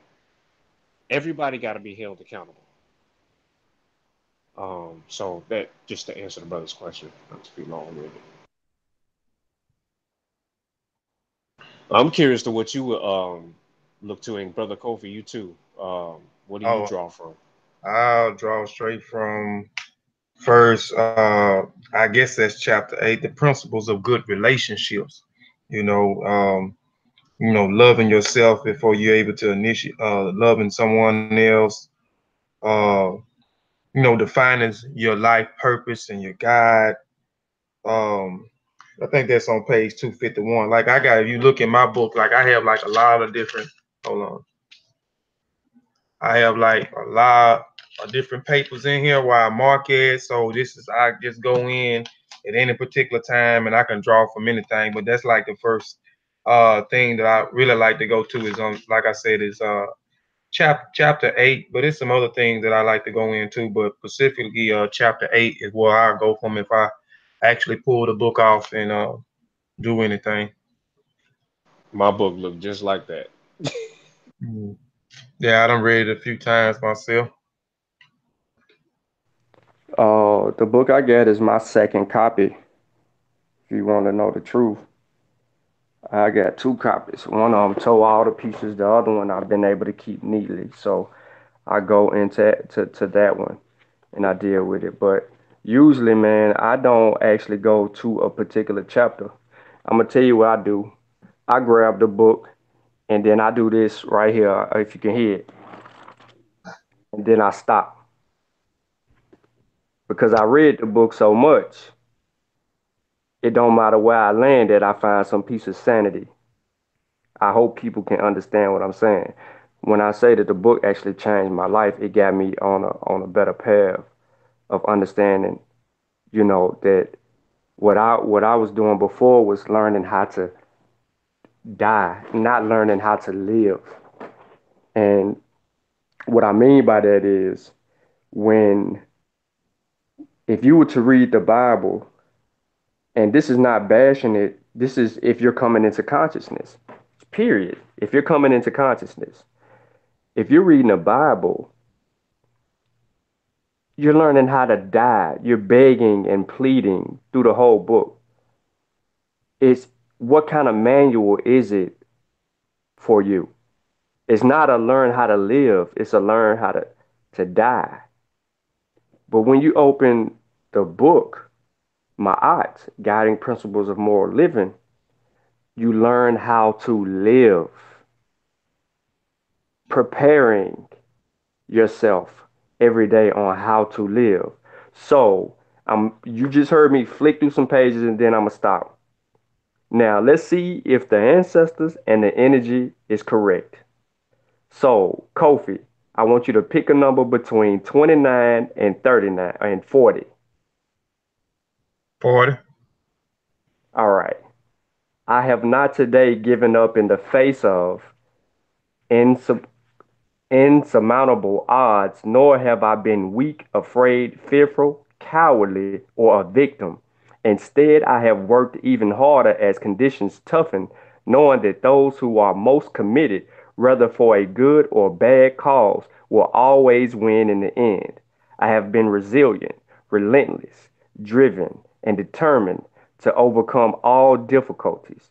I have not today quit. I have seized the moment. I have given my best, for eternal victories are earned on life's battlefield by those who win at all costs and without regrets. Mm. What you got to say? Now, you heard me just thumb through and stop. Then I just threw out some numbers and I just asked you to pick a number. Mm-hmm. This is So, what I'm saying is, to my point, is that you learn that them religious books have only been preparing you to die at the feet of your oppressor for so long, not telling you or showing you how to live in the face of your oppressor. For real, this gives you your feet back. You've been on your knees so long, you don't know how to stand. So this gives you your legs and your feet back. That's all I'm saying. But hopefully I answered your question, T'Challa. Most definitely. And I find myself doing that on the road with my passengers in classes because I roll around with it in my drum bag. And Where's the Love? I think, yeah, got that up on my avatar. I roll around with these books. I roll around with the Beginner's Guide to Sex Meta Nature because people ask me questions about what it is that I do. Because I walk around, I mean, it's Wakanda forever around here. And it's been like that since before the movie, before the Marvel craze. I've always been one to where I would yell out an African word in the midst of some chaos in the whole scuffle. I will demonstrate to the best of my ability that I am an African man and I choose to be as African as I possibly can. And so that means that I must conduct myself with good character. I've been through much myself. Like, I've seen some things. I was headed down a dark path a while ago. And yeah, to living right, finding good character qualities and discipline, that is what saved me. Because we can easily succumb to the violence. We can easily turn around and I can just, man, be wanting to choke you up because you saying something to me the wrong way, or I took it the wrong way, or I was in my feelings and really didn't even take the time to listen to understand what you're saying versus listen to reply to what you're saying. You know, And I think that we all just need to take a step back, and I say get that book. If you don't have it, get it. Hey, It really, go ahead. oh, go ahead. I didn't mean to cut you off. Go ahead. No, that was it. Then, if you really don't have, if you don't have that book and all of the other books mentioned in my sources and what Brother Kofi held up, I suggest you get them. Mm. They, Hey, I want to they, do this for the chat for overstand real quick. yeah, they throwing out all kind of numbers out here. 517, Nah, 379, they 70. they tripping. They tripping. So here's what I'm gonna do. I'm gonna do this one time. I'm gonna do. I find that what a lot of people don't think about is I'm going to page 429. If y'all want to turn to it, you can. Yeah. We can turn this into a study group. Okay. Read, Let's Sec, get it. uh, sec, read. second column. I'm just gonna read number 1 through 4 in I'm in note. Number 1 says, hold fast to your heart. Number 2 says, strengthen your heart. Number 3 says, do not try to guide a ship with just your tongue. Number 4 is, if language is the rudder of a ship, then it sits idle in the harbor. I want y'all to think about them 4 things right there. Hold fast to your heart. Strengthen your heart. Do not try to guide a ship with just your tongue. If language is the rudder of a ship, then it sits idle in the harbor. Sean, they got two versions, man, of this book, man. What's that? The Mayat? What book y'all got? What Yeah, book Yeah, is that? the mod, yeah. the mod book. Yeah, they might have. It might be. Yeah, it might be It's two. 2 versions. Yeah, cause I'm looking and man, and it, and I you reading and I don't see that on What 417. page? Hold on, Kofi. Are you on 429? Oh, okay, that might. Oh My, wow, Brother Kofi, what you doing? I thought he said 417, maybe because I seen them 79s and 517. Oh, okay. Yeah, you tripping. Yeah, Go to okay, yeah. You see it? yeah, I see. Okay, so I'm just gonna continue real quick. But that was deep right there, yo. You know that, right? What you just said. The couple things you just said was a trip. Yep. Indicative of the conscious community on YouTube. They like that. They got the rudder with the mouth and the ship sitting in the damn harbor. But go ahead. Yep. Yeah. Says my heart has encouraged me to do my duty with my conduct. It is for me a perfect witness. Let me turn the page. And then it says, I do not break its rules. I am afraid to ignore its commandments. If I have known great prosperity, it is thanks to their influence on my actions. I have followed their teachings to the letter. For a divine word is like a heart beating in every body. I'm gonna just stop right there. But yeah, the book is serious. It is. Yeah. And that comes out of the Real, chapter Wise Counsel. real. Good Y'all investment, see? Y'all seen the posters? Y'all You see said the man. what? posters I got from Oh that? yeah. I don't got the posters. Yeah, I Oh, got the dude. posters. It's kind of serious. You should make the kids be dedicated to that. Yeah, Oh no. make the Okay. kids that read. They're gonna post it, man. Be dedicated to that. It's kind of serious. Yeah. When I get back in the Yeah. house, I'll read it. Yeah, it's real serious. So that's probably the book of the year right there. That joint right there, man. It give you real interesting. You know what I'm saying? There's a lot of, I work towards kind of using that, to kind of transform me and myself. You know what I'm saying? Sometimes the best place to start working is on yourself. Sometimes you get certain, you get lost. You know what I'm saying? That's why Yep. you speaking on That's chapter 8. page 233. That's page 233 what I'm talking about. Yeah, but Them it 13 first.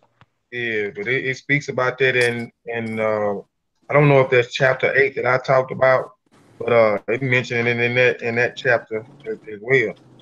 Working on yourself, loving yourself first before you're able to love someone else. So yeah, That's I mean that's the whole deal. And I can actually, I got evidence to show you that type of the information right there is one is practical, and it must be applied to your life, and especially when you get in real tough situations. Bad enough, life is tough. You know what I'm saying? That's just the way nature make it. So I can recall being in situations about 25, 30 years ago, being strung out, being homeless, and I had to work that program. So I wasn't necessarily a person that would, you know what I'm saying? Like I just don't believe things. And so for me, going to NA and AA and all that, you know what I'm saying, that wasn't applicable for me. It never made sense. I realized that my journey started with me. Since I was the one to put myself in that situation, then absolutely, um, I need to be able to get myself out of that situation. And so I had to love myself first. And so that's what I did. I started taking care of myself. Although I was homeless, it was certain things I did while I was homeless. You know what I'm saying? Made sure I was clean, made sure I brushed my teeth, basic things. Made sure I kept my hair cut, things I wasn't doing. And it might seem like small things, right? But it was the things that helped transform me. And this I promise you. And no, I didn't stop getting high right away, but I started to love myself. And once I loved myself, it gave me the strength, you know what I'm saying, to apply the energy, not to mess with them drugs. And so, black people as a whole, personal assessment, that's what the community have not done. We have not made a personal assessment, and we have not been honest, where we at.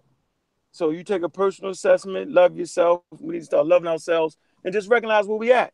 And so when you hear people say they're not African, well, I'll be damned. Have you taken a personal assessment with that? Obviously not. You Native American, you everything. You don't want to be African. I mean, that's what Demasi do. We definitely Africa. Sometimes we get, you say something about Africa, we going to get mad a little bit because we love Africa. We'll calm down in a minute, but at the moment, that's what it is. But most people have not taken personal and so we're going to and so that book right there, excellent book for the African American community that wants to transform their life. That book right there, yo, that's a hell of a book. What was the name of that book again? You got it in your damn hand. Oh, I thought you were mentioning you. What you mentioned to mine? No, I'm talking about the Mayat book. Oh yeah, Yeah. yeah. Okay, I thought you said something else. Nah, no, I was saying that I was applying those principles before I understood those principles. You know what I'm saying? I had to love myself first. I was homeless in the streets of Baltimore. You feel me? Right. With my hair all out, you know what I'm saying? Growing big giant bush. Think, hygiene wasn't where it was supposed to be. You know what I mean? Feeling ashamed when I run across my high school mates and shit. And they not understand what's going on. You know what I'm saying? And I had to realize, yo, if I'm ashamed to see people I went to high school with, then obviously I'm doing something wrong. And so really, I apply that to today. Black people are really ashamed of who they are. You know what I mean? So they hiding this shit. So what they really need to do is for you to no longer be ashamed of yourself, you have to take a personal inventory and just recognize, who you are, where you want to go. This is at a group. Feel me? So we're ashamed. And that's the point I brought up, that we're ashamed to be African. And I think that tool right there that y'all got in your hand, you know what I'm saying, will make people love themselves again. And then loving yourself, you can come to love Africa. But you can't even love Africa until you love yourself. So not loving Africa is a symptom of a deeper underlying problem. Something we got to deal with self. Yeah. Boss, you got anything, man? Before we close out? Can y'all hear me? Yeah, we Loud and can. clear. I don't own those books, but if y'all don't mind, can I read something real quick? Go ahead. Okay. A king is merely a slave of great responsibilities, but the man who handles his responsibilities is labeled a great king. We've romanticized the idea a king is to be worshipped and should be showered with gifts. That's no king, or even a man for that matter.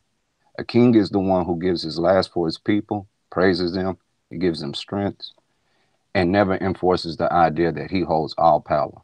That's egotistical and childish and will be the downfall of his kingdom. A king is humble, and he knows without his people there is no pride. A king knows that if he forces anyone to bow before his feet, he will not hear the whispers to destroy him.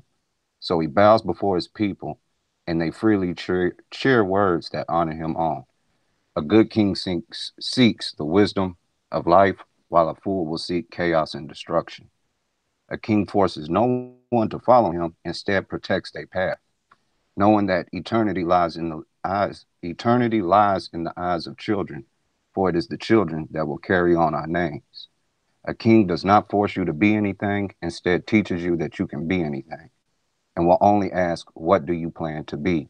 Hopefully a servant of your people and labeled a great king. Um, I wrote this just observing what goes on just in society that we get to see on a day to day, every day. And I see that a lot of people like to hide behind these titles. They like to say king, queen, god, goddess, but I don't see too many really implement the character that goes into it. So I wrote that one day just hoping it would get people to think. But the emphasis was on a king is merely a slave of great responsibilities. And I don't think a lot of us take that into consideration. Um, for example, I don't own it, but I've read pieces of it, The Maxims of Ptah, where he spoke about if you're a man who leads, make sure that you're flawless in your character so you can't be blamed for anything. We've eternalized this, I call it the Disney effect, that we look at things from this Western perspective and it's very ego-centered. It's it's just I can't adhere to it. So I like this show. Kofi, you heard me talk to you on the phone saying that I'm not of the level to even be on the panel. So I appreciate being here because most of the stuff I know just comes from my own observations. Brother Unc, I've been wanting to tell you I'm thankful to find you. In fact, I found my way to all these channels and platforms just doing my own research, and I would always see this one name pop up: the real black atheist, the real black atheist, real black atheist. And I'm like, who is this old blind man? And come to find out it was Dr. John Henry Clark. And I was just doing my own research, and I would always see your name. And one day I got brave enough to just click on it to see what real black atheist is. Heard you out, and I've been in love with y'all ever since. So I'm thankful to be here. Um, and I do like this show. I do think we need to reprogram our minds. I mean, we got a lot of strengths, but we adhere to things that just don't make any sense to me. I don't understand. I'm only 33. I don't understand how thinking my grandfather and his father would have fought day in, day out to prove that they not a savage, they not an animal. But we got kids every day proving the fight they savages, they beast. It's like, how did this happen? And I wouldn't feel like I'm a man if I didn't do anything to combat that by any means necessary. You know, even with that phrase, we hear any means necessary. We think that means holding the AK because that famous picture of Brother Malcolm. But any means necessary includes any means. If that's education, if that's separating ourselves from the ignorance, we need to do whatever it takes to better us. And that's what I hope to see happen. I know it's a hard fight. I see from time to time, especially Sister Monica. I made the comments to her that when she does her shows, talking about economics, how she feels no one's there. We here, we watching. We all don't condone that word gets tossed around a lot, the pseudo-ship. We out here, and one thing I want y'all to really, if anything, pay attention to the fact that 100 years ago we couldn't have clicked up like this at the moment. So we got the opportunity to network, and we should keep taking advantage of it. And I'm glad that we got elders who took on the responsibility to say, you know what, I want to teach something else. Because no one on the panel had to do these things. Y'all could have been posting rap videos, could have been talking about being on drugs versus getting off of drugs, starting to use your mind instead of losing your mind. So I do appreciate y'all. If anything else was heard, I just want y'all to know that I'm thankful of it. Appreciate you, bro. Yep. Gratitude, brother. Yeah, enough to make you just want to keep fighting and doing what we doing. Appreciate to hear that. Um, those hell ain't looking for no million people to follow us because if a million people was following us, what I'm saying, then that means we ain't coming hard enough. You know, we ain't gonna have a whole lot of people. Not gonna have a million views. Not gonna have that. But Yeah. over time though, you know what I'm saying, real quality always stick. If you gazy, you know what I'm saying, flash in the pants, you know what I mean? You know, that come and go. But we're gonna be here for generations, and that's a fact. You know what I mean? That's why, you know, the Demasi is so important to me. You know, once again, all the brothers on the Demasi,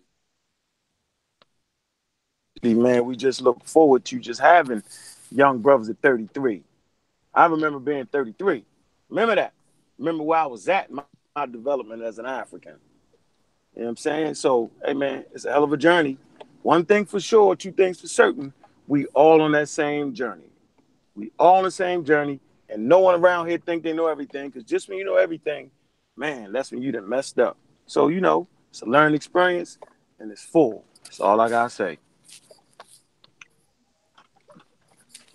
Sean, Sean, you got something else? Then I'm gonna let the child speak, and then I'm gonna close out the show. Man, I said a whole lot, bro. Appreciate everybody building, man. And I'm saying, go ahead, y'all. This y'all show, man. Run it. You got something to child? You know, so close your closing word. Yeah, I just want to say again, thank you for everybody that's tuned in tonight. Definitely a great conversation. Uh, Good having you on, Brother Vasa. Hope I'm saying your name right. And it's always a honor and a privilege to build amongst the brothers and sisters too. When y'all come on, look, don't exclude the sisters. Um, Mhm. but yeah, let's just keep the fight up and keep spreading the good information. All right, I want to share my screen real quick. Oh man, um, real quick. Um, just just keep. I want to try to keep y'all in the loop. Coming. I want to make sure I did. All right. I've been trying to, like I said, continue to keep bringing some good quality information to the channel. My channel is not, it's named after me, but um, it's just not for me to present information. So I've been trying to bring more brothers that I think that are, very intelligent and got something to say and something that can offer the people because I talk to them and I learn from them. So I want them to share what they know with the family. So you hear Brother Vasa, he's on the platform. You know, my brother Sean's always on here. Jehudi, or T'Challa. I get used to calling him T'Challa. I always call him Jehudi. So he's done a few things on here, but these are a few upcoming presentations. We're gonna continue to, bring y'all information and presentations and different types of discussions. I'll be doing a presentation next week called, which I'm excited about this presentation. It's called Oral Historians, Counselors, Entertainers, Poets, Storytellers, Dancers, and Singers, and et cetera, because there are more roles that the griots and the griots play. So I'm gonna be doing a nice presentation on the griots and the griots, which is the 23rd, and then the brother that you heard speak a while ago, Vasa Nicolo Gullah, he's gonna come back on the 30th, and he's gonna do a dream. His name of his presentation is a dream of an all-black state. If you want to speak on that real quick, brother Vasa, you can. Um, if you want to, real quick. Other than I hope Sean don't be beating me up all the time while I'm talking. Yeah, he uh, I hope I do a good job. It's hard. I'm letting y'all know in advance. It's hard to find the information on the key figure behind who put forward the proposal to make Oklahoma an all-black state. I will tell y'all his name is Edward P. McCabe. He met with President Harrison about it. Everything was en route. I'm trying to find as many news articles as I can from the time to speak towards it.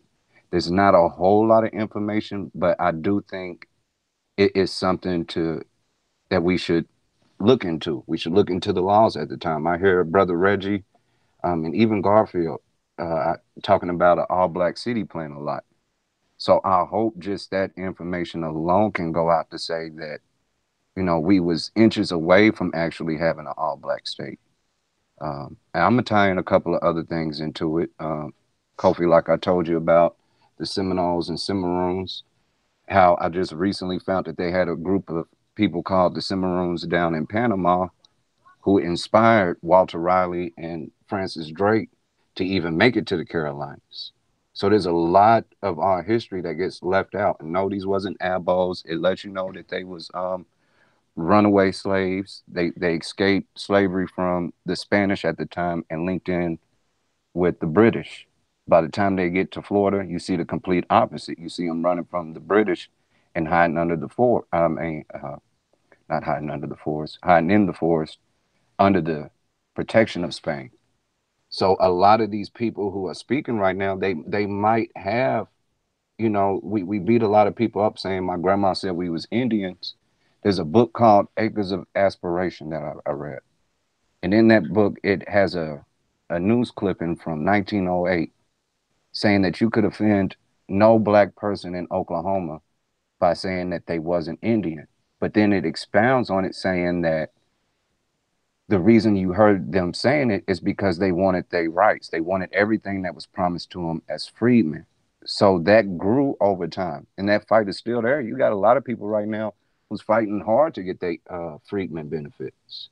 We talk about the Seminoles, me doing this research. I had no clue that they owned Hard Rock Casino and consider themselves the only people to never get defeated in this country. But they don't mention that the only reason they didn't get defeated is because the Africans that was pushing them to fight, saying that these was the most brutal fighters in the country. Hmm. So I hope that what little information I gather, and I'm stuffing it with every resource I can find, because this topic alone, I'm not scared to say you could study this for 10 years and you still wouldn't have enough information because so much has been lost, so much is hidden. So I don't want to put myself out as a know-it-all. I just love my people enough. Kofi asked me to speak. I didn't want to speak from just a personal reference of myself. So I just picked a topic that at the moment when I was studying his channel that I thought would add to or just give some more pieces to our story. Uh, but outside of that, I just hope y'all like it. Um, I hope it inspires anyone to do research. I even took it a point to make sure I got two kids' books in case anybody has children to reference two of those. I got one from, I'll say, maybe eighth grade and below they can read, and then eighth grade through high school they can read that I'll reference because I want to be able to encompass this for everybody. Uh, and with that, I mean, I love everybody. Keep doing what y'all doing. I hope everybody ate well. Whether it's, I don't know, Kofi, I don't know what your dietary plan is. You said some words a while ago. Mhm. Um, but yeah, that's pretty much it as far as my presentation. I'm gonna try to keep it balanced. I'm gonna highlight significant black women at the time. I'm gonna try to make sure I don't keep it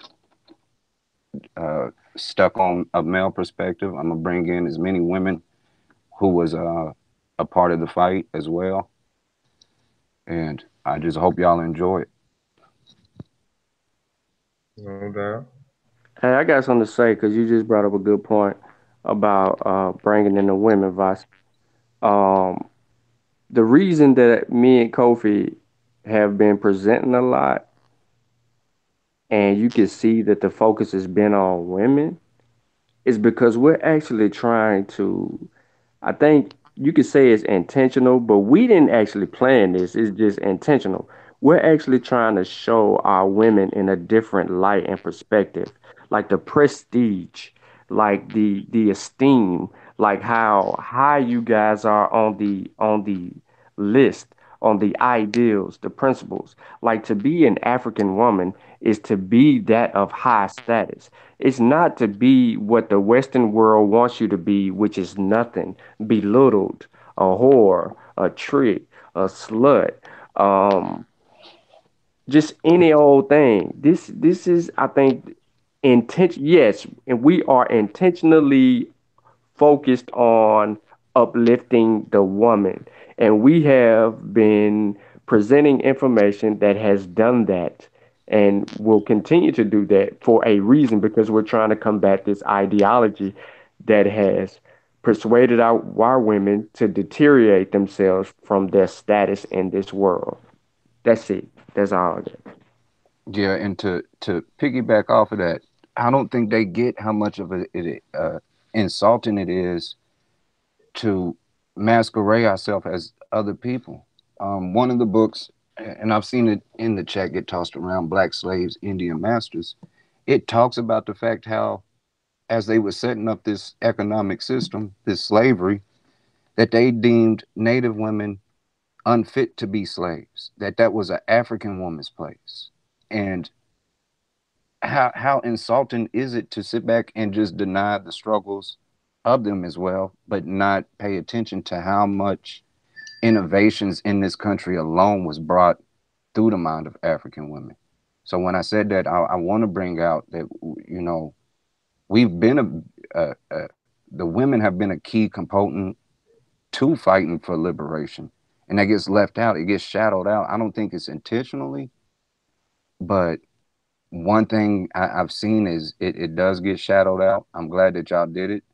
People may not really grasp how important the presentation was yesterday that Brother Kofi did, but I think that was in his heart of hearts, was just trying to say, stop disrespecting our African women. Nothing more, nothing less. You may not understand their culture, but that don't mean you have to disrespect them. So I totally agree with you on that. All right. I'm trying to see. Can y'all see my screen? My screen back up there? Trying to make sure my screen's still sharing. My screen's still sharing, y'all. Yeah, it is. It is showing. I can't see it showing. Hold on. It look like it's showing on the other end. Okay. It's It's well. showing on the man. You good? Go ahead. Okay. Um. The last presentation here is which will be the first week, the first Sunday, October. Someone in the chat the other week when Satepanra presented on the channel, and he asked what did they want to see, you know, one of us do, and they mentioned, I don't know who was it, they mentioned they wanted to, you know, learn more about the musical instrument. I told them they can already go and check out on this channel as well as the Mossy African Drums is the Way of the Life and the Heartbeat of the Community presentation, the full in depth on here, and then you can go check out the uh African African Drums is the Heartbeat of the Community, uh Way of Life and Heartbeat of the Community Reloaded that me and T'Challa Bangoura, who's on here that presented tonight, did on the Mossy Warrior Clan. We did side by side. So I'll go a little bit, and when I do the griot presentation this Sunday, I'm gonna speak on a few instruments that the griots use, and then I'll come back after Vasa does his on the 30th, the first Sunday. I do the musical instrument in the supposed to be the in that's right, musical instrument in Mother Africa. So I'm gonna go through some of the famous instruments and some other instruments that you may not even heard of or even think may be an instrument uh, on that continent. So I'll go in depth on some of those instruments as well as um, things that's dealing with music on that. And that's probably gonna be Kofi Pike's last presentation for about a month and a month and a half. I'm actually gonna maybe go mute. So I got 3 presentations lined up. So those are the 3 that to be looking forward to. Griots, which this Sunday, Sunday after next, the Dream of the Black State, and then after that, musical instruments in Mother Africa by me also. And then stay tuned this Sunday. Also, I'll be going in again on the Mossy Warrior Clan. So I'm gonna actually do a double hitter Sunday. So I'm gonna do 2 presentations. Sunday I'm gonna present twice. I'm gonna do this presentation here. I know y'all might have seen this post a few times. Tanzania and Mozambique Makonde people, the master carvers and the slave resistant tribe. Um, Good presentation. I think y'all gonna enjoy the information, some of the illustrations out of the book. I mean, not out of the book, but out of this presentation. So I'll be doing this at 2 p.m. on the Master Warrior Clan channel, And then I'll be doing. Oh yeah, thanks for saying that, Senate Lisa. Um, and then I'll be following at 6 p.m. on the Kofi Paisai channel. On my channel, I'll be doing the griots and the griots presentation. So you get two great presentations from me on Sunday. So I hope y'all be looking forward. Like I say, they both are two great presentations. So stay tuned for that this Sunday, which is September the 23rd, 2018. Also, I'll be doing something next month. Um, my 1 year anniversary. I actually started doing presentations in September on Facebook, and then I made this YouTube channel, Kofi Paisai TV, in October. So I've been consistent for a year, and I got brother Sean. Uh, I can thank for that because every time I see him do something, I gotta do something because he done something.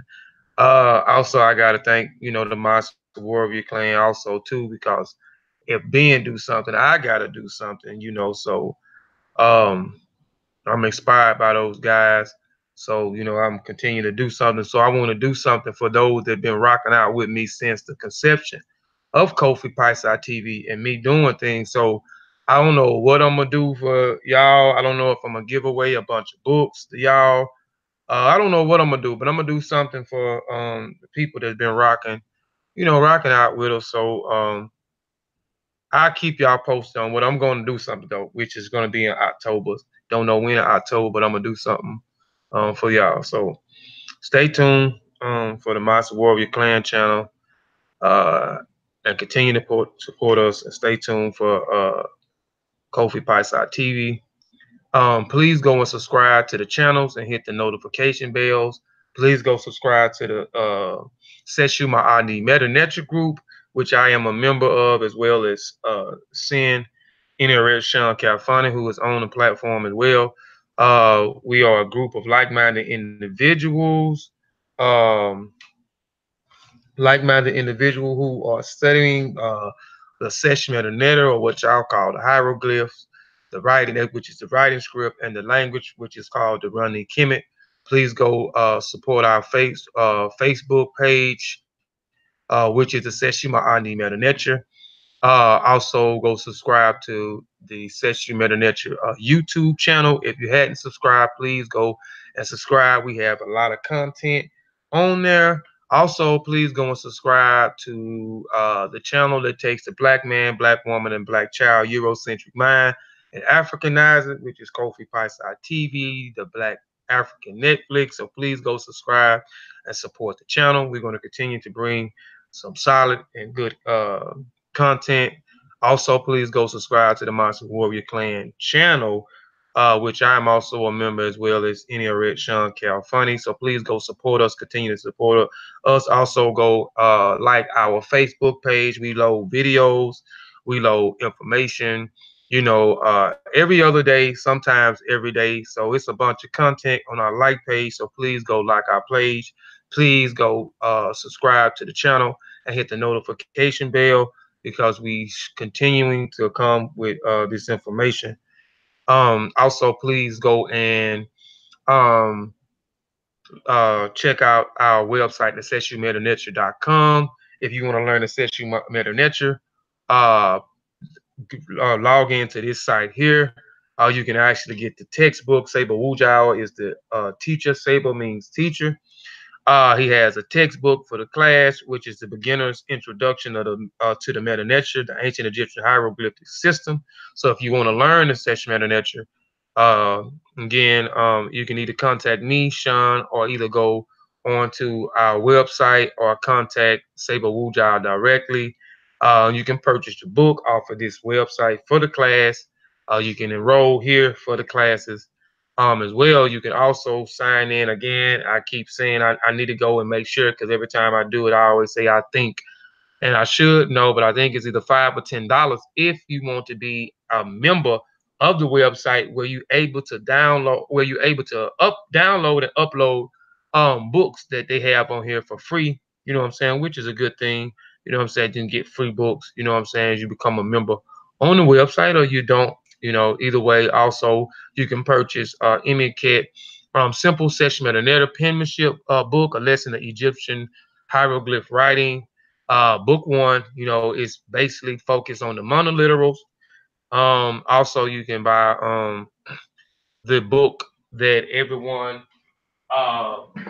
needs. The book that got everybody shook had the ancient Egyptian hieroglyph writing system been deciphered, a rebuttal to Walter Williams, which also is on here, which was a collected effort. If you want to purchase those books. Also, I talked about Corsica a while ago. This is our Black Corsica here, Sable University, which is put together by Sable Wujawa, Iri Ma'at. And these are soon to be some classes from a variety of people that you already know in the community. Myself, Sean, brother Uncle Cat, brother Benjamin Njai, known as Black Panther. I think brother Asar, brother Saber, and hopefully a few other people from the SESU group.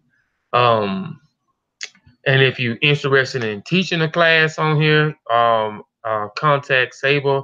I don't know exactly what all you will have to do in order to get your class up on here. You can offer for free, or you can actually pay. You can actually put a fee on your classes. But contact Saber Wuja directly for that information there. And on that note, I just want to say Shemim Hotep. Shemim Hotep just means depart in peace. I appreciate everybody for tuning in. We'll see y'all next Sunday on the Mossy Warrior Clan channel. We'll see you next Sunday also on Kofi Paisai TV. And we out of here. Man in the full knowledge of himself is a superb and supreme creature of creation. When man becomes possessor of the knowledge of himself, he becomes master of his environment, and captain of his own ship, the director of his own destiny, the accomplisher of his own ends. Man should understand himself because man is full of knowledge, and this knowledge is a gift of nature. When Mother Nature created man, she deprived him of nothing. He was given the faculty of understanding all things around him. This faculty for understanding has not been taken away from him. None of his senses have been taken away from him. So there is no excuse for the black man. I'm bridging my team, red, black, and green, queens and kings, salute, now scream, I should, bring forth another hit, I should, I'm ripping my team, red, black, and green, queens and kings, salute, now scream, I should, bring forth another hit, I should,